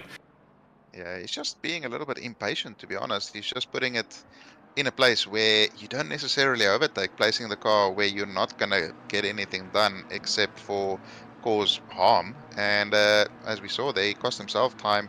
And Zach Smith now running P2 in front of Fadli Rahmat, Dylan Tan all the way down in P4. And as you said, maybe time to dive into pit lane, settle it down a little bit, put some fresh tires on, do a couple of fast laps in the clean air, and see what you can do. But so far, our lead driver who has completed a pit stop is Ryan Houlihan, running in P22 there with Shady Samuel not too far behind him, second car to have completed a pit stop. So first round of pit stops came a bit earlier than we would have expected, but our top sort of 4 or 5 here still keeping it out on track. Yeah, there's I'm just struggling to pick a favorite here. Like it's 1 second. I mean, Pip's got a little bit of a gap here now as she's finally a bit of pressure's come off her, so she can go hard. As we watch a replay here. This is what happened to Hobbsy, sorry. Yeah, Kobe Chan right behind him. Is there a little bit of a bump coming into the hairpin? I'm gonna bet and say yes.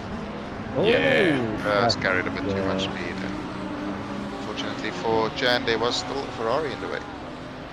Yeah, just a little unfortunate one. Cost him a fair bit of time. Oh, what's the rejoin? Yeah, that's close. She was a look at as well. Did have some bad luck in the sort of pre-season. Look out. Yep, very close there. We have a rejoin as well, but Dylan Tan, certainly this final sector, he just seems 2 or 3 tenths quicker than anybody else. But unfortunately, when there's a car ahead of you, you can't do anything. Does he dive into pit lane? No, he doesn't. Stop 5 still stays out on track at the moment. Surprised he hasn't, actually, to be honest, unless he really feels maybe he's running more fuel and feels he's going to go long. That might be the play. It really depends on what they've strategized before the race and how much fuel they've put in.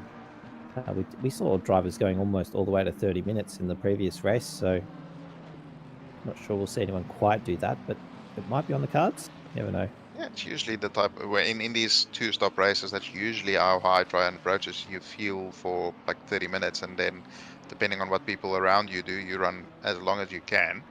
But Paul Ricard is so heavy on the tires. I mean, last night where we didn't have a pit stop, the tires were just absolutely dying of death by the end of it.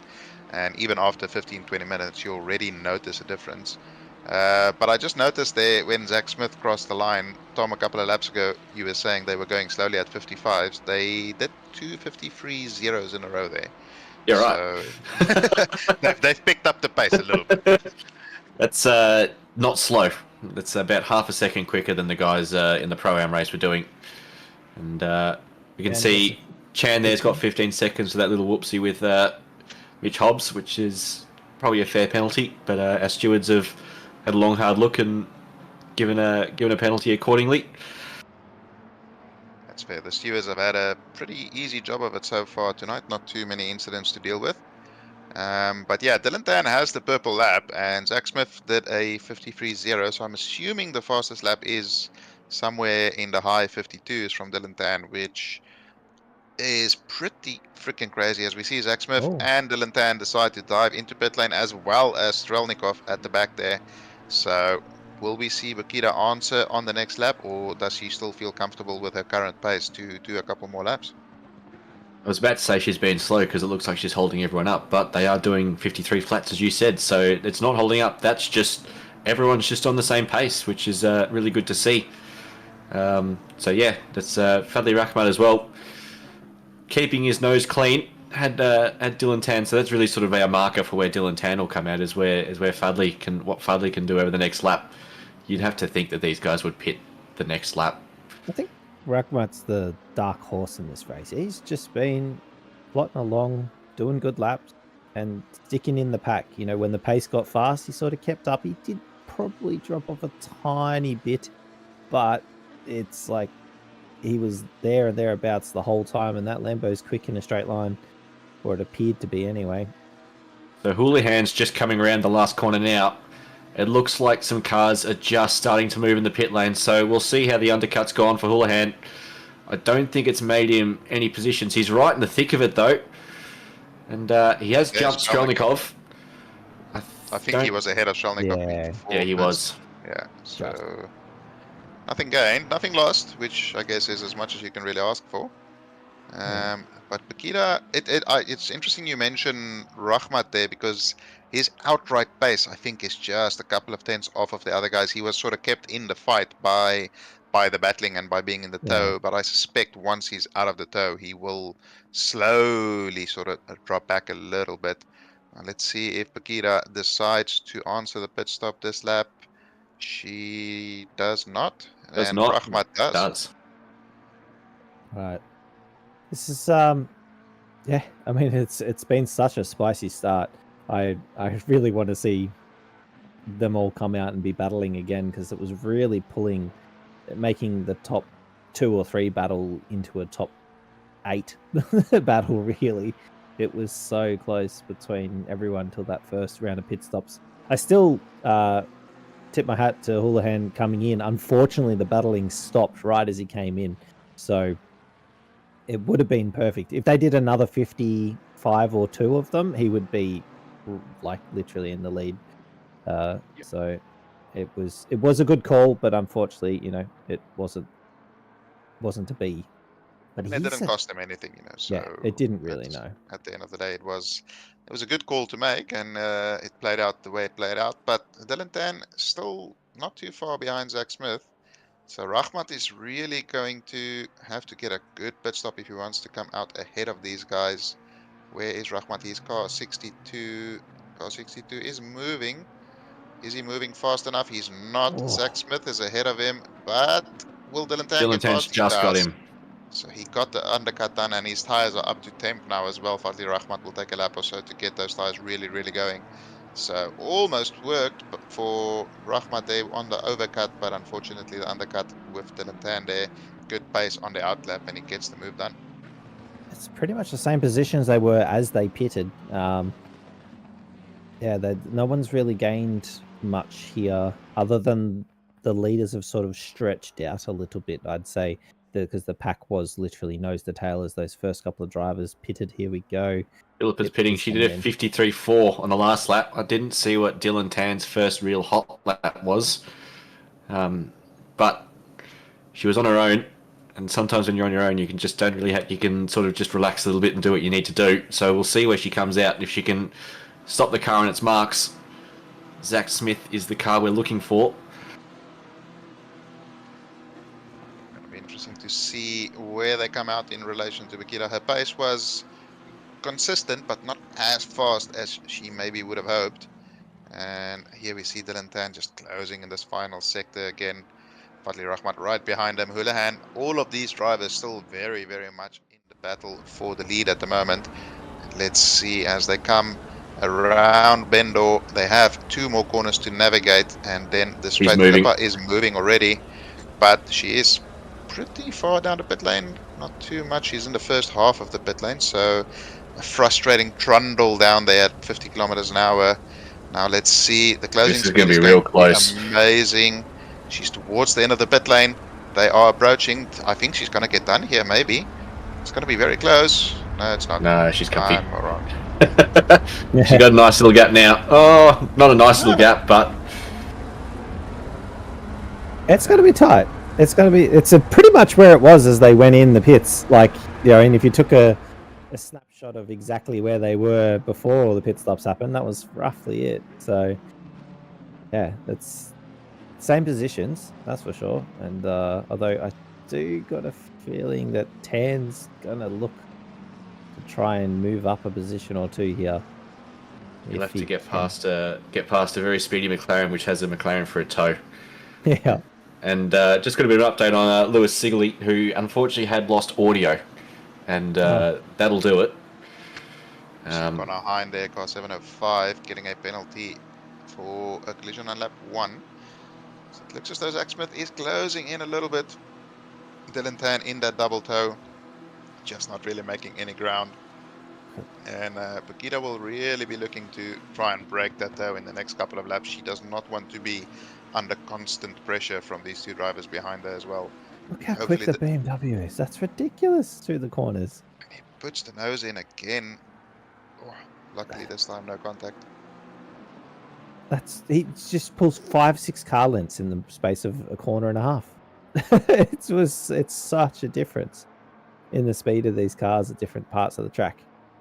I mean, the BMW will probably be running, what, 5 wing or something like that from everything I've seen, where the McLaren is running like 1 or 2. So it is a little bit less stable in those, especially that sort of corner, which is very, very downforce dependent. But of course, that comes into play down the straight where he's not having that benefit.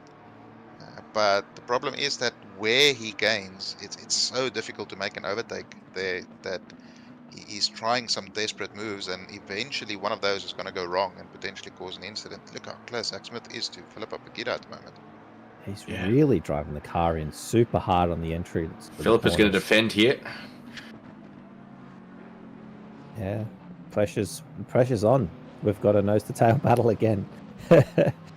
Which isn't really what you want. As we mentioned before, you know, you kind of need a couple of car lengths to really get the slingshot and overlap, which Zach Smith would have on Philippa, but if Dylan Tan's BMW has the straight line speed, I don't think he has enough of a time to get that slingshot and really sort of get the overlap into signs. So he's getting some movement done.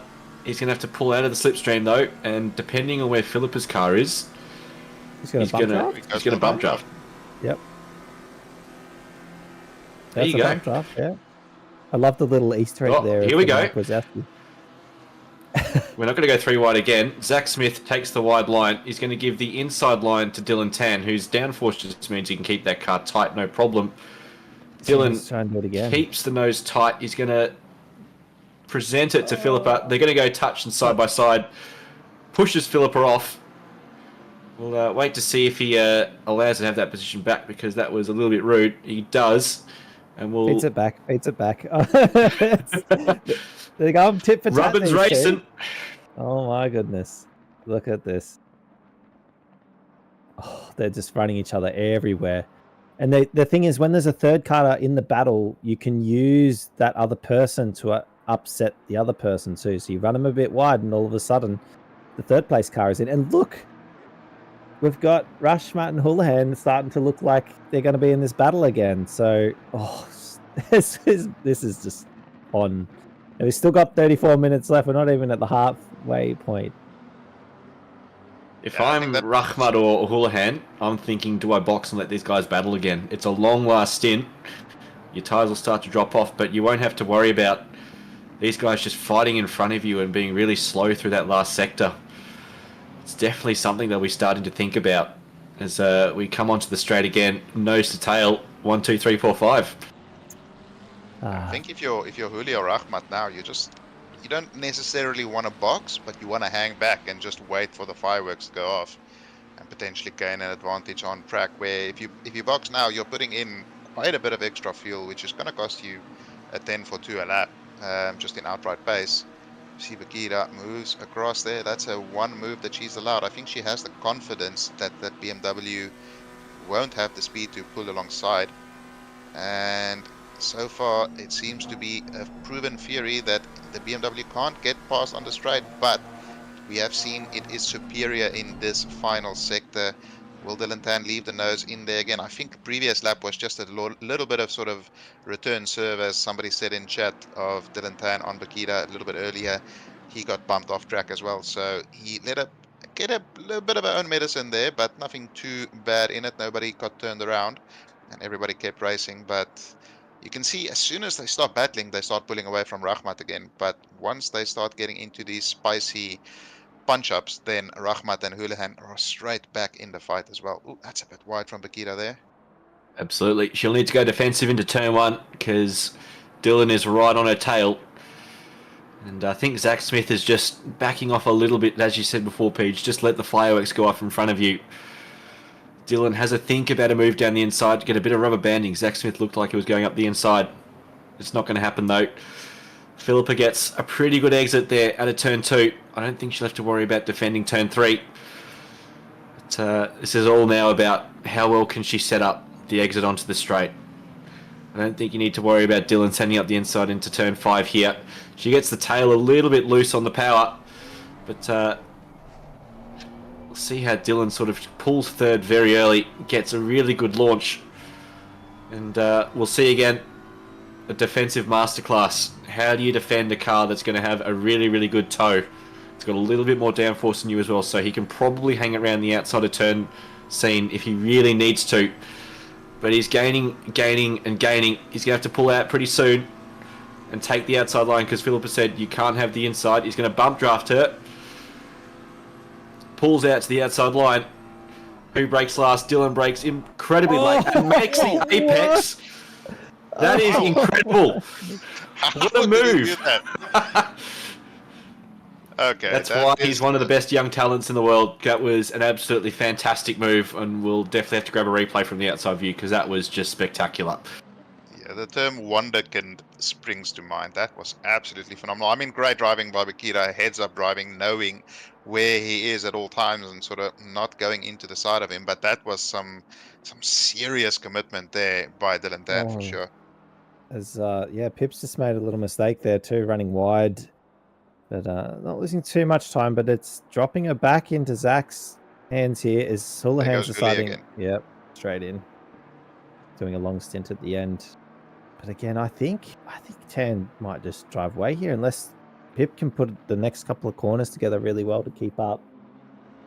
So if he's got the downforce through sector 1, he can make a little bit of a gap. He'd need a bit more of a gap than Philippa would have given him through sector 1 onto the straight. And Philippa gets a really good run through turn 3 there. Yeah. Keeps it nice and tidy. We'll grab a replay here of the move from the helicam. Peach, you can commentate this one. You can see him leaving it until the last moment. Even gives it a little tap to gain that extra little bit of speed. We saw him top out at 285 kilometers an hour. Then just major commitment late on the brakes, cuts off the nose. What a phenomenal move. Keeps it within the bollards, not even a cut on such a move, which is pretty freaking spectacular if you ask me. And he still manages to get the apex nice and late on the next corner. That is honestly one of the best moves I've ever seen. Yep, and he's kept Philippa behind down the next straight. I think Philippa would have got a cut there. She was very wide onto little bollards there, so she's gonna have to push as hard as she can to keep up with Dylan here. Yeah, it's going to be, I think he has, as we've seen across the race, he has the benefit in sector 3 and 1.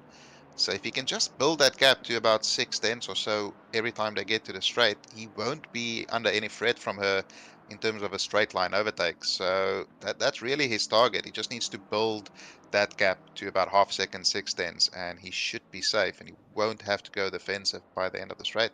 Oh, it's Kira coming in. dumps into the pit. That is a big call from her. Still 28 minutes remaining, so we're going to see how that plays out in the next couple of laps. I'm guessing she's not quite happy with her tire pressure, I'd say, because she's definitely was moving around a lot this one, or maybe she's accidentally grained her tires a little bit. I'm thinking that's what's potentially happening there. Like, just didn't look happy. There was a number of apexes missed a number of times, which is, not normal for Pip, but obviously deciding I'm going to do something a bit different. She's going for the win. She's not settling for second. And, yeah, as you said, if she's wandering around as well, that's probably low wing setup on the Macca, which is, it does pretty good things on the straight, but it's a bit of a challenge across the rest of the track. And as the tyres start to wear down that little bit, it's just that little bit more focus to make it work. So we'll see if she comes out into clean air. I don't think she did. Or is she still in the pits? No, she's still in the pits. She's going to come out around 999, so that's Hooley. Yeah. And she's come out well and truly ahead of him, so now's the time for her to get the hammer down. We're following Kai Rudin and Kale here. That Porsche just getting munched on the straight. Shout out to Kai Rudin, who started down in, I think it was P16 or P18, so he's up to P9, which is a pretty impressive performance by him. Unfortunately, lacking ever so slightly in top speed, and you see Kale able to drive past him on the straight there, but still top 10. Nothing to sniff at when you started so far down the field. Same for Lucas Burrs, who started in, 23rd, somewhere around there? Yeah. And he's right down up the bottom. P11 as well, so doing some magic in the Pika GTR there. And yeah, it's going to be interesting to see what type of pace Bukira is capable of now, and if she can, in the clean air, potentially get that undercut done. Dylan Tan dives into pit lane immediately to cover that off, along with Zach Smith as well. So undercut, I don't think the undercut on one lap is strong enough to really work. So let's see how this plays out when they exit pit lane. Yeah, and we'll definitely sort of see how good their stops were. Didn't see Philippa stop. We don't know if she had her car moved or something like that. So now the pressure's really on Dylan and Zach to make sure that they nail their marks on the stop. Don't lose that easy 2 or 3 seconds by just not nailing the stop. It's a busy pit lane, plenty of AVR cars in there. But, wait to sort of see where Philippa comes out. She's just coming in to the second last corner now. Dylan Tan is moving, so I reckon he's got a pretty comfy lead. And that is a fair way to go. I think Zach Smith lost a little bit of time in the pit lane here. Yeah, that looks like a fair bit of a gap. I think Dylan Tan should be comfortably ahead here. Remember, Pip's going to have to go offline here to go around Zach. I think she's behind him. Oh, no. It's just a little bit of a sort of lag, so there, sorry. But no, I honestly, I can't see Pip having the pace to catch up with Dylan at this stage of the race now. Yeah, this gap's going to close a tiny bit as his Tan's tyres come up to temp, but not a considerable amount. I'd say the gap's looking about 2 seconds or so. No, it's not quite at 2 seconds. It's about 1.5 seconds. So he's actually gained a little bit here as you're playing up Peach. Just extended to probably 1.5 seconds or so. There we go, 1.2.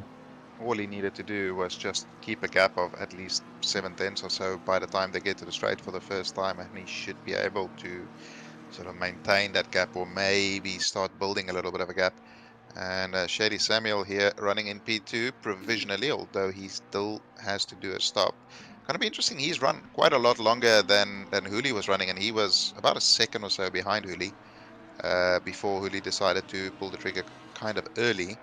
And Strelnikov not too far behind him on track, so I think that battle for P5 is still very much alive once the final pit stops for some of these drivers play out as well. One thing to point out is Hooley is 1/10 behind Zach, so that gap is much closer.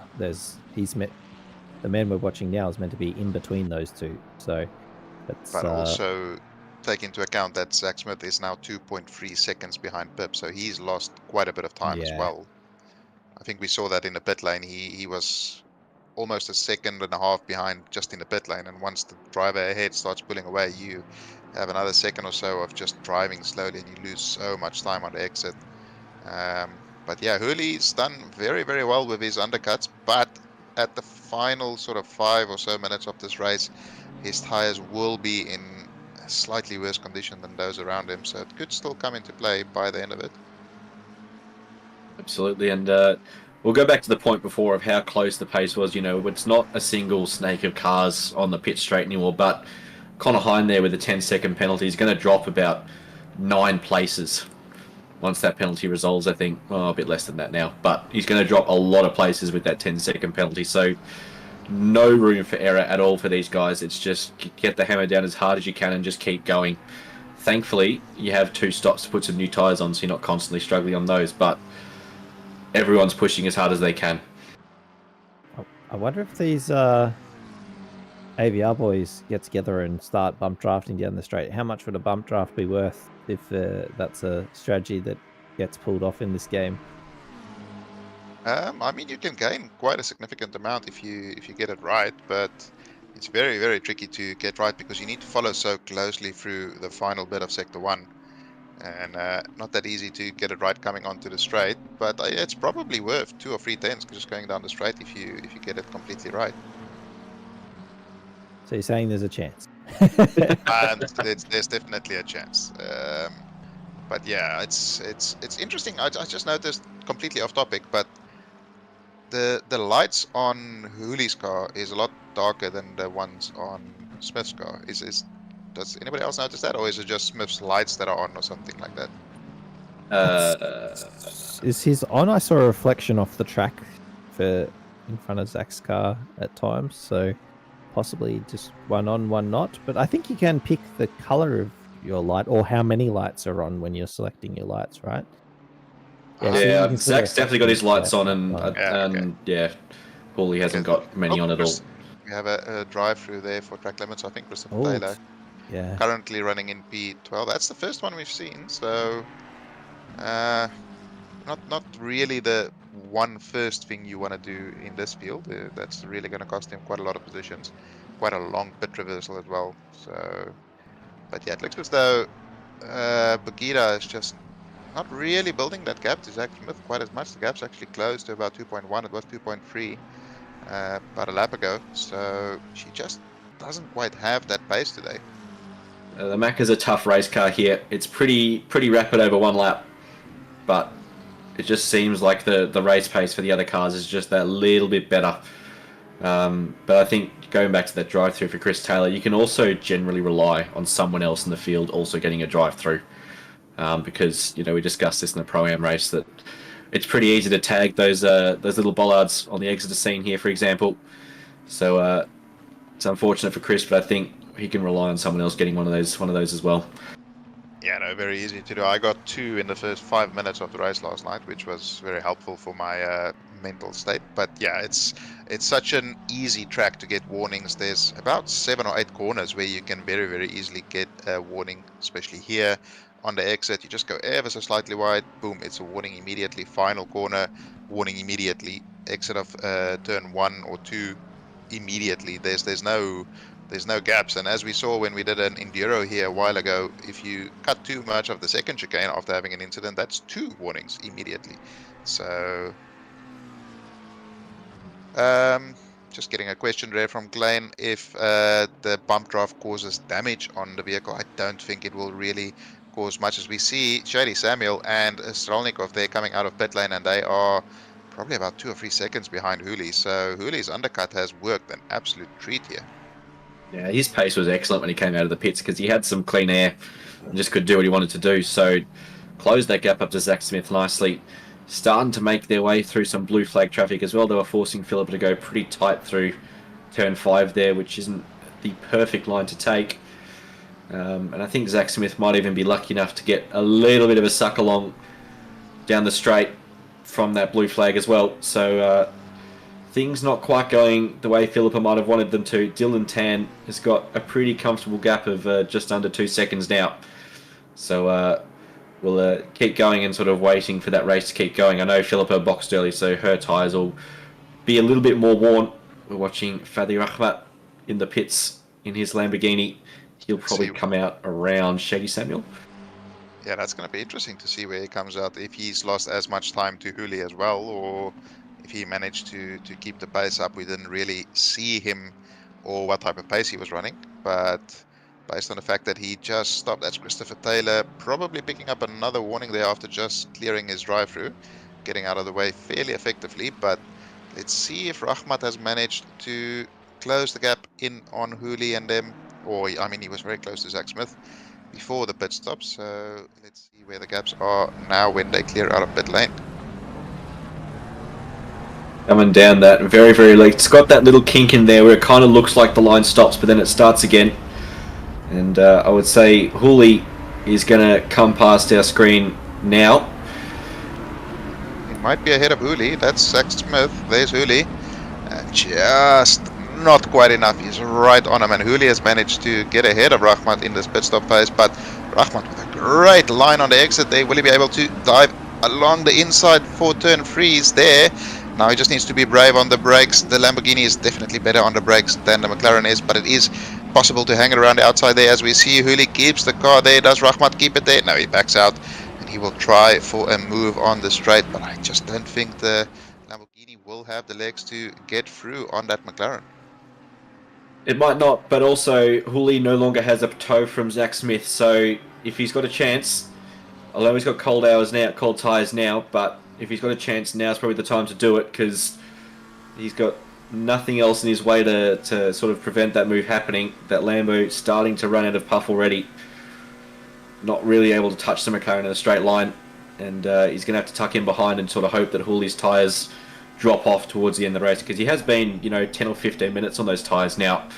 They're already starting to be a little bit second hand, as you can already see that his Rahmat's tyres are just working that little bit better. He can work the car where he wanted to a little bit easier through this final sector where tyre performance is a bit more critical.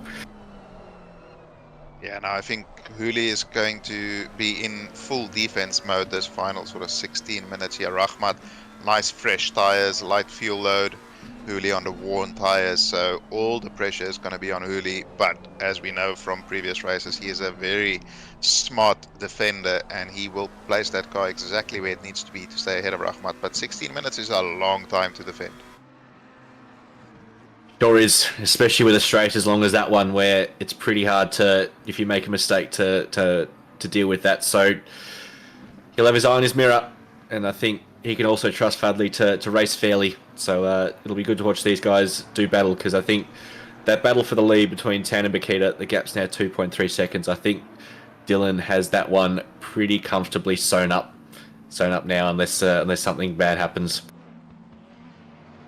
Like a drive-through perhaps for one of the lead pack, which is not outside the realms of possibility. We've seen quite a few times where drivers, especially in the top 5, have taken liberties with track limits, but the track is sometimes quite sort of generous in terms of giving you a no time gain, and then other times where you think you've really not gained anything from going off track, it hits you with a penalty or with a warning. So yeah, probably most of these drivers on at least 1 or 2 warnings by this stage of the race. If not, that's some very impressive limit adherence throughout the race. If I look at the speed, the Lamborghini's getting 287 there in the tow, and he's not closing on that McLaren at all. Did Houlihan put some kind of jet fuel in his car when he pitted? Because my McLaren was not that fast. Yeah, neither was mine. But if you're far enough back, that 5 k's an hour just isn't quite enough to really do too much.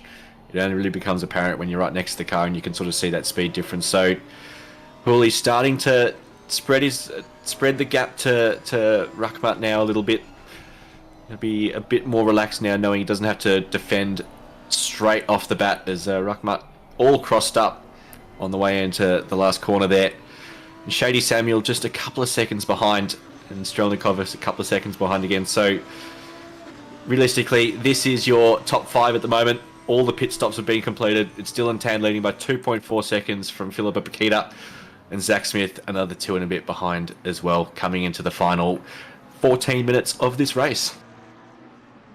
Yeah, no, it's been a fantastic race so far. Of course, this is round 1 of the pro finals here in the Motorsport Australia Simagic GT3 Cup, and if things in here look a little bit too spicy for you, but you still want to get in on the racing, don't forget that Octane Online Racing does offer a sprint series for still very fast drivers. In fact, a lot of these drivers compete in the sprint series, but it's a bit of a bigger spread of pace. And if even that is a little bit too warm for your taste, we do have a rookie series as well, where you can learn the basics. There's track walkthroughs, there's all kinds of advice and leadership to teach you how to be a better sim racer. So join the Discord if you want to get in on that, and join the community. It's a big old supportive community, and everybody is always welcoming to new recruits. Definitely, you can see Hawley's lost touch with Zach Smith now. He's cleared his way up the road a little bit. So, but he's still got Ruckmutt within 2.5 tenths. That Lambo, bright orange Lambo, is very large in that little rear view screen provided by Bosch to the McLaren car. So this battle could keep on going. He'll have his eyes full as Ruckmutt goes a little bit wide through that corner there. We're coming into the second last corner now. Is that a bright orange Lambo or is that a red Lambo? It's orange in the screen, and I'm going to go with it. Okay, well, okay, we'll go with that then. The definitely not red, bright orange Lamborghini behind Hooley is all over the back of him, not quite able to get anything done. But as we were mentioning earlier, I mean, the pace drop off for Hooley is not much. He's still within 3/10 of his best laps, so not really feeling the tires too much at this stage. But at some stage they must start becoming a little bit more second-hand, and I think that's when Ruckmutt will stand his best chance. Absolutely. Chat, who's going to come P4 in this race? Is it Houlihan or Ruckmutt? Let us know. With just under 12 minutes to go now, 24 laps in, that gap between Tan and Makita is pretty stable. Zach Smith actually starting to make a little bit of an inroad. Remembering Philippa pitted first of that little pack there. So we'll watch that gap and keep an eye on it. As just having a look down the field as well to see if there's any other battles. Ali Kyruden within about a second of Ethan Cale for P11. Lucas Burst with a fantastic effort to drag that Nissan up to P13 from the back of the field. And just having a look as well. Looks like Corey Sweet and Ben Hignett for P19 as well. They're pretty close. Yeah, Brad Cook not too far behind them as well. Oh, there goes Hignett. Hignett is now behind Corey Sweet and Hines, so there was certainly some battling going on there. Ruckmutt still all over the back of Hooley here. A couple of other battles throughout the pack, but nothing really too spicy apart from what we just saw, or just saw on the leaderboard, ticking over with Sweet getting ahead of Hind and Hignett there. But yeah, interesting to see. We have a lot of Ferraris in, but none of them are near the pointy end. Strelnikov, your lead Ferrari in P7, 3 seconds off of P6. So there's a lot of them, but this is maybe not the track where they were going to shine. We still have quite a few other tracks. Ooh, Ruckmutt is so close on the exit of the final corner there, but just doesn't look like he has the acceleration. Not quite. He's definitely tucked right up against the back of that McLaren though. Getting really good runs out of corners. Houlihan not feeling the need to defend it, and fair play. That is definitely one of the skills, is knowing when you need to defend a corner and when you can just take your normal line and not sacrifice that pace. So both guys driving very, very well. We'll see how much more grip that Lambo has through the end of the first sector here. And our votes for our driver of the day starting to come in through the chat as well. Gorilla saying Fadley, and Mini Simeon going for Philippa for the win, and Damien Thirclini shouting out Shady Samuel, who is having a pretty lonely race there in P6. Yeah, but he's closed the gap on these guys a little bit as we get a replay here of what happened between Sweet and Hignett. Sweet just the tiniest of touches there on Hignett, and it sends him a little bit deep. very close to touching again on the exit of turn 2 there. Now there's 4 of them. Sweet moves across in front of the Porsche there, cuts off the nose and then sends it up the inside. Gets the move done. Now where does Hein get past? Is it into turn 5? It certainly looks like it will be. He's there. Hignett goes very, very deep, and Cookie sneaks in as well, and Hignett nearly loses another position there to car behind him. I'm not 100% sure who that purple Ferrari is there, but that was an awful opening sector there for Hignett on that lap. Yeah, the turn in on turn 5, the car just, I think he locked. He just had a wobble left, right, and had to straighten the car up so it wouldn't spin by the looks of it. And he's been jumped by Jacob Maggs now as well, so a tough end to the race for Ben Hignett. It's but as we said before, there's points for every position here, so you make it to the end and you score something. So not worth giving it up now. That battle pack is still there, so plenty of opportunity to join in with that once he's got his head back. See, Shady Samuel has gotten the gap down to 1.7 seconds now behind Rahmat, so he's definitely not letting this go. He still has a very realistic shot at P5, P4 here. We know the McLaren is fast and he should be able to overtake the Lamborghini on the straight. And as we saw last night, Shady is an absolute master of just managing his tires and making them last a lot longer than you think they should. Especially a lot longer than I think they should have lasted. But anyway, he is looking very, very racy at the moment. Another 10 taken out of them there. So these guys also, if they do start getting into a battle, they're very, very much at risk of joining or getting Shady to join this little battle. And potentially both of them could lose an extra position. Look at him closing. It's not quite close enough. He backs off very early there and takes a very conservative line through scenes. But not much point sticking your nose in right under the rear wing. That just causes accidents if the car in front does something you don't expect. Yeah, but it does give some good content for the viewers when you see two cars drifting scenes at 230 kilometers an hour. But you know, I mean, if they want to make it boring, then okay. Jump on board here with Chris Saint, who's got. No, we're going to go on board with Jamie Koza here, who's right on the back of Stephen Ty's gotten past him, I think is what Glenn's going for here, our broadcaster extraordinaire.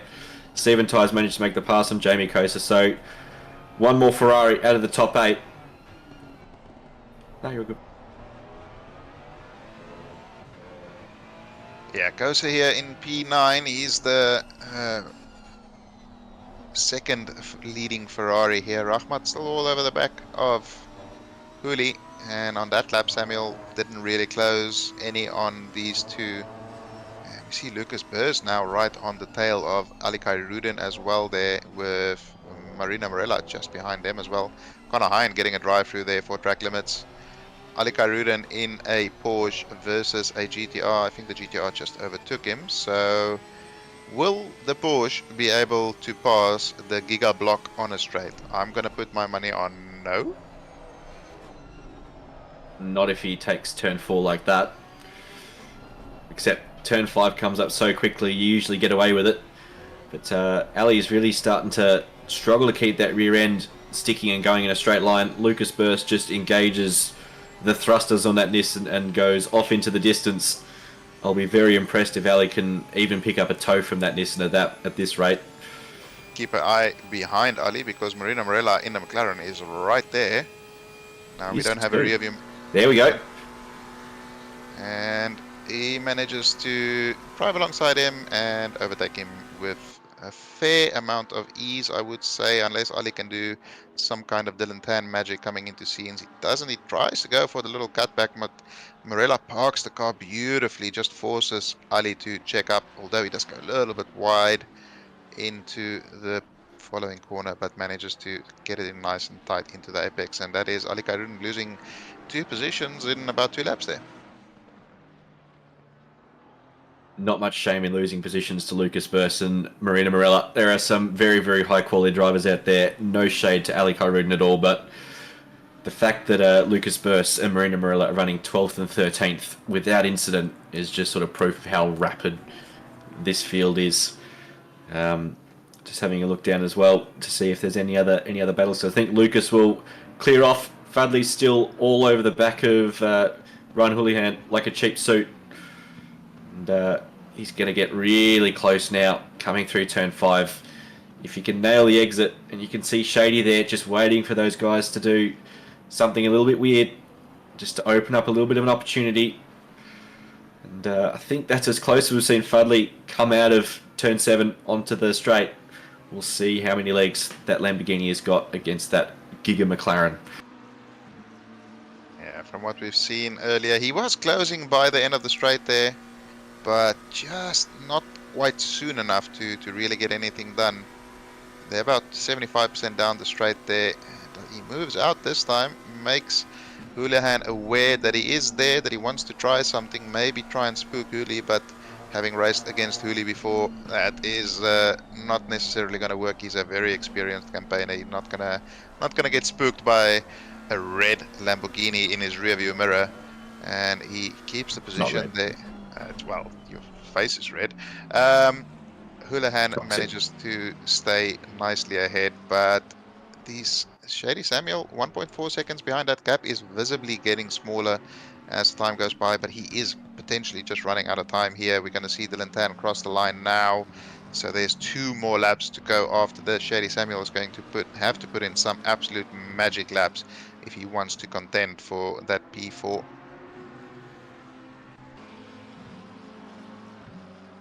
See Rahmat here still all over the back of Houli. Houli just can't shake him. And it looks as though there was a little bit of a battle. No, not really. Kosa and Ty a little bit further back, but not as close on the timing sheet as it looked on track at that angle. Where is Rahmat going to find a way through here is the question. He's not quick enough on the straight. He's faster in sector 1 and 2, but it's very, very tricky to overtake in sector 1 and 3, sorry. He's much closer now. That's way closer. So is Shady. Shady is only a second behind these guys now. And they come onto the Mistral for this, well, penultimate time. No English. And he is closing in on him. Closing. Is he going to close enough? They're about halfway down the straight now, and this is where the toe really kicks in. They get a big old bump there. And he moves alongside. This is about the best opportunity he has had so far. He's fully alongside. Will Houli be able to keep it on the inside? Houli is brave on the brakes. Manages to keep it in. And Rahmat was a little bit non-committal there. He didn't really try and send it around the outside. Houli able to defend. And Rahmat's going to have one more lap to attempt something. But look at how much Shady has closed in as well. He is right there behind them. Should these two guys come together, he's right there to pick up the scraps, and we are going to have one more full lap of racing. Houlihan is definitely picked up a warning there, and Dylan Tan is about to cross the line to start the final lap here. So will Rahmat be able to make some magic? Is Shady Samuel in a position to do something absolutely spectacular on this final lap? He's right in there now. Will he be able to close up in sector 1 and potentially get a move done down the straight? We have one more lap to find out. Yeah, insane racing. Fadley is right all on the back of Houlihan now because Houli's having to go defensive. He's not able to run the pace he wants to anymore, which means he'll be scrubbing those tyres a little bit more going through the corners. And that'll just all play into Fadley's hands, who's not had the greatest exit out of turn 2 there. Coming into turn 3, Shady is right on the back of Fadley now, and I think Fadley would be genuinely concerned for how genuinely a rocket ship that McLaren can be on the straight. The top 3, they're all sorted. We don't need to worry about those guys. It's all here for P4, P5 and P6. Fadley gets a bit of a wiggle coming out of turn 5 and 6 onto the straight. Shady is right on the back of him.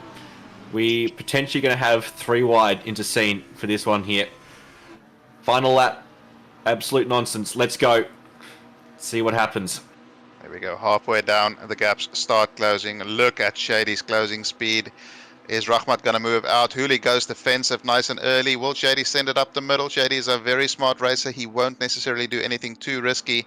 And everybody settles down nicely. Houli runs it out wide a little bit. Shady unable to take advantage there. Will he be able to stick it nice and tight here? Unfortunately for Rahmat and Samuel, Houli absolutely nails the defensive line. They're not giving them even a hint of a gap, and he only has a couple more corners to defend where overtaking is nigh on impossible. But Shady is all over Rahmat here. He could potentially get a last-minute desperation lunge. I don't think he necessarily would. But Dylan Tan comes around the final corner for the final time. He's run out of fuel, and Filippo Bakita gets the overtake done right at the end there. And we have Zachary Smith taking P3, but Dylan Tan misjudged the fuel. We have Houlihan in P4, Fatih Rahmat, Shady Samuel in P6, and Tan will be sitting head in hands. He will be so disappointed with himself for not managing his fuel a little bit better in the final couple of laps there. Incredible. Then I always say that, you know, I said top 3 was sewn up. That's my commentator's curse. So I'll buy you a beer when you can have one, Dylan. Wow. That certainly could have ended better for him there. It was that was the last possible minute if he ran out of fuel there. I mean, would he just let Bakita pass for the win? I don't see why he would after clearing off by nearly 3 seconds. But anyway, the rest of the field, after that drama, we have Denis Strelnikov in P7 and Stephen Tai, Jamie Kosa and Chris Sang rounding out the top 10. We haven't mentioned it before, but for those unawares, the white and silver name plaques designate white is Australian drivers and silver is your international drivers. Yeah, thanks for that, Paige. Everyone's back in the pits, and Brad Cook got himself a drive-through on the last lap, which is the biggest crime you can commit on the last lap, I reckon. But that was one hell of a race, guys. The start was absolutely incredible. Dylan Tan with one of the overtakes that we're really going to struggle to beat. Who is your driver of the day? Actually, we'll go through the results first for the race. So, P1, Filippo Bakita. Bit of controversy. Did Dylan Tan run out of fuel? Did he let her pass? Don't know, but Dylan Tan P2 and the fastest lap, and Zach Smith P3. So, Justin Tate, your driver of the day. I think Houlihan played it really, really smart. Yes, he didn't have the pace of the front 3, but he made all the right. He did everything I would have done in the same position. I think he drove really, really well. He made that last stint for 30 minutes go really well, defended off against Rashmat and Samuel coming after him. And I think he moved up and drove exceptionally well. But the whole battling was just amazing, though. Like that first 20 minutes of that race was unbelievable. 100% agreed. And Paige? Yeah, I was gonna Gorilla took the words right out of my mouth. I was gonna say it's hard to look past Stan and Bakita and Smith and basically the whole top 5 there for just the show they put on. But Lucas Burrs coming from nearly the back of the grid all the way up to P12 in a car that is less than favorable on this track. Certainly a phenomenal performance by him, and I'm very, very excited for next week when we go to Suzuka. I 100% agree with you on both of those points, Paige. Lucas is also my driver of the day. Just to drag that Nissan up as high as he did is week after week is just a miracle. But that's the end of the racing for tonight, guys. Thank you so much for joining me, Justin and Paige. It was lovely having you here. Yeah, thank you very much, and thank you, chat, for tuning in. And don't forget to smash that like and subscribe button before you leave as well. Yeah, big shout out to chat. That was I hope you enjoyed that, because that's a VOD that people should be sending to people to show what happens when we stick all the best drivers in one race. That was amazing. Absolutely. This has been the Simagic Motorsport Australia GT3 Cup by Octane Online Racing. My name is Tom Maloney, as it always is. Thank you guys for watching. Good night.